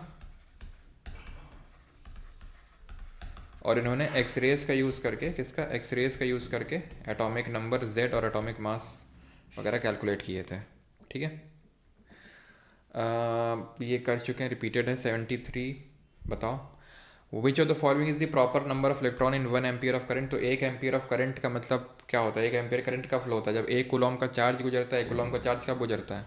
जब 6 into 10 to the power 18 electrons जो है, इतने इलेक्ट्रॉन्स जब गुजरते हैं तब 1 कूलम का चार्ज और 1 एम्पियर का करंट आता है। हाँ जी, तो इनको सीरीज में कनेक्ट कर रखे हैं चारों को। कितना होगा, क्या करना है? सिंपल चारों को जोड़ देना। रुक जाओ फिर, ठीक है, सिंपल 6 5 11 4 15 3 18, ऑप्शन नंबर सी। ठीक है, आई थिंक आप कर लेंगे। कोई क्वेश्चन ऐसा कुछ है? Which device is use to either break an electric circuit or to complete it. किसका यूज करेंगे? किसका यूज करेंगे? ये यूज करेंगे हम स्विच का, ऑप्शन नंबर सी। बताओ रेजिस्टेंस किस पे डिपेंड करता है?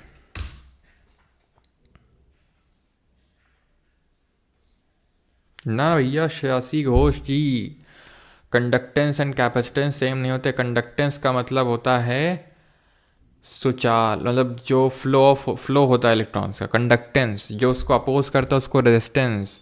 जो कैपेसिटेंस होता है उसको बोलते हैं हम क्या? संधारिता हिंदी में। And it is what? It is kind of, हम बोल सकते हैं कि कितना जो काइंड ऑफ क्या बोलेंगे, स्टोरेज कितना एनर्जी का, उसको बोलते हैं कैपेसिटेंस। ठीक है, कितनी एनर्जी को वो स्टोर कर सकता है, स्टोर करने की कैपेसिटी रखता है, उसको बोलते हैं कैपेसिटेंस। ठीक है, तो वो अलग चीज़ होती है। Resistance of wire depends on the length and density of the wire. बिल्कुल लेंथ पे डिपेंड करता है। Specific resistance is same for all conductors हैं, अलग अलग होती है भैया, गलत है ये। सारे सिल्वर की, आयरन की, नाइक्रोम की, सबकी क्या स्पेसिफिक रेजिस्टेंस सेम थी क्या? Resistance of wire depends on length and cross section of the wire. Directly proportional to the length, inversely proportional to the area of cross section. ठीक है, ये सब कर सकते हैं। बस एक और आखिरी क्वेश्चन बता दो। Whose law states that at a junction in electric circuit, the sum of the current flowing into the junction is equal to the sum of current flowing out of the junction? Michael Faraday, George Simon Ohm, Victor Francis Hess या फिर Gustav Robert Kirchhoff. तो ये किसने बोला था? Faraday के बारे में कल पढ़ेंगे। इन्होंने तो V = IR दिया था। और ये होंगे किरचॉफ। किरचॉफ का जो पहला लॉ था वो क्या था? Current law. करंट जितना आ रहा है नोड में उतना जाएगा, ठीक है। और दूसरा वोल्टेज लॉ था कि वोल्टेज जो है उसका सम एक क्लोज्ड लूप में वो हमेशा ज़ीरो होता है। लेक्चर होता है ख़त्म। बाकी जो क्वेश्चन है आप होमवर्क करेंगे, और होमवर्क कल आके दिखाना है आपको, क्योंकि आखिरी क्लास है। और सभी लोग कल अपनी उपस्थिति दर्ज करवाएं, है ना। चलिए भाई, एंड थैंक यू। जिसको बैच में एनरोल करना है कर सकता है ना। एंड बैटरी भी देखो ख़त्म हो गई। जिसको बैच में एनरोल करना है कर सकता है। और काफ़ी लोग रेलवे वाले हैं, तो नहीं होगा तो मैं अलग से एक साइंस का भी, जो 3.0 में मैंने साइंस करवाई है उसका अलग से मैं साइंस का रिकॉर्डेड बना दूंगा, ठीक है। 3.0 की वो साइंस होगी, राइट। चलो भाई सर, थोड़ा दिमाग उधार मिलेगा परीक्षा के बाद, धोकर वापस। अच्छा बंधु मित्रा, धो के वापस करोगे? एनवायरनमेंट का मैंने बताया भाई, जिसको करना है यूट्यूब पे फ्री में तो 1 शॉट पड़ा हुआ है। बाकी बैच वाला मैं करवाऊँगा, 2-3 लेक्चर लूँगा मैं, 2-3 क्लास, ठीक है। 2-3 क्लास में लूँगा और उसी से ख़त्म हो जाएगा आपका। वो बैच में रिकॉर्डेड डाल दूँगा मैं, ठीक है, 2-3 क्लास में। कल है बिल्कुल, है ना। तो कृष्णा मौर्य जी पढ़ा हुआ है लेक्चर एनवायरनमेंट का, तो वहाँ से आप कर लो, ठीक है। और जो रेलवे वाले हैं सैटरडे को सर क्लास लेने वाले हैं, ठीक है। रेलवे भाई जितना आता है उतना ही पढ़ाएंगे। फ्लूइड्स में मैं पढ़ा चुका हूँ, जितना वो बर्नौली और पास्कल जितना था उतना ही, ठीक है। क्या 54 का B होगा?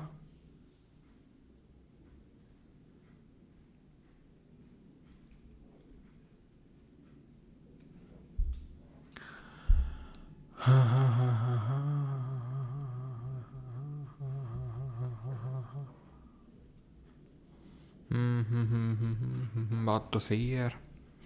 एक बार मैं से ऑफिशियल आंसर की से एक बार और चेक कर लूँगा, लेकिन हाँ ऑप्शन नंबर B होना चाहिए मेरे हिसाब से भी। 2 पॉइंट चार्जेस के बीच में ही लगेगा, ठीक है। बिकॉज डिस्ट्रीब्यूटेड चार्ज का तो पहले मैं सिग्मा वगैरह निकालना पड़ेगा ना। 2 पॉइंट चार्जेस ही होगा इसका। फेयरवेल पार्टी देंगे, संडे के दिन आना, है ना। संडे के दिन 10 AM पे। चलिए करंट अफेयर देखते हैं रेलवे के लिए। टाइम मिला तो मैं करवाता हूँ रेलवे का भी करंट अफेयर, राइट।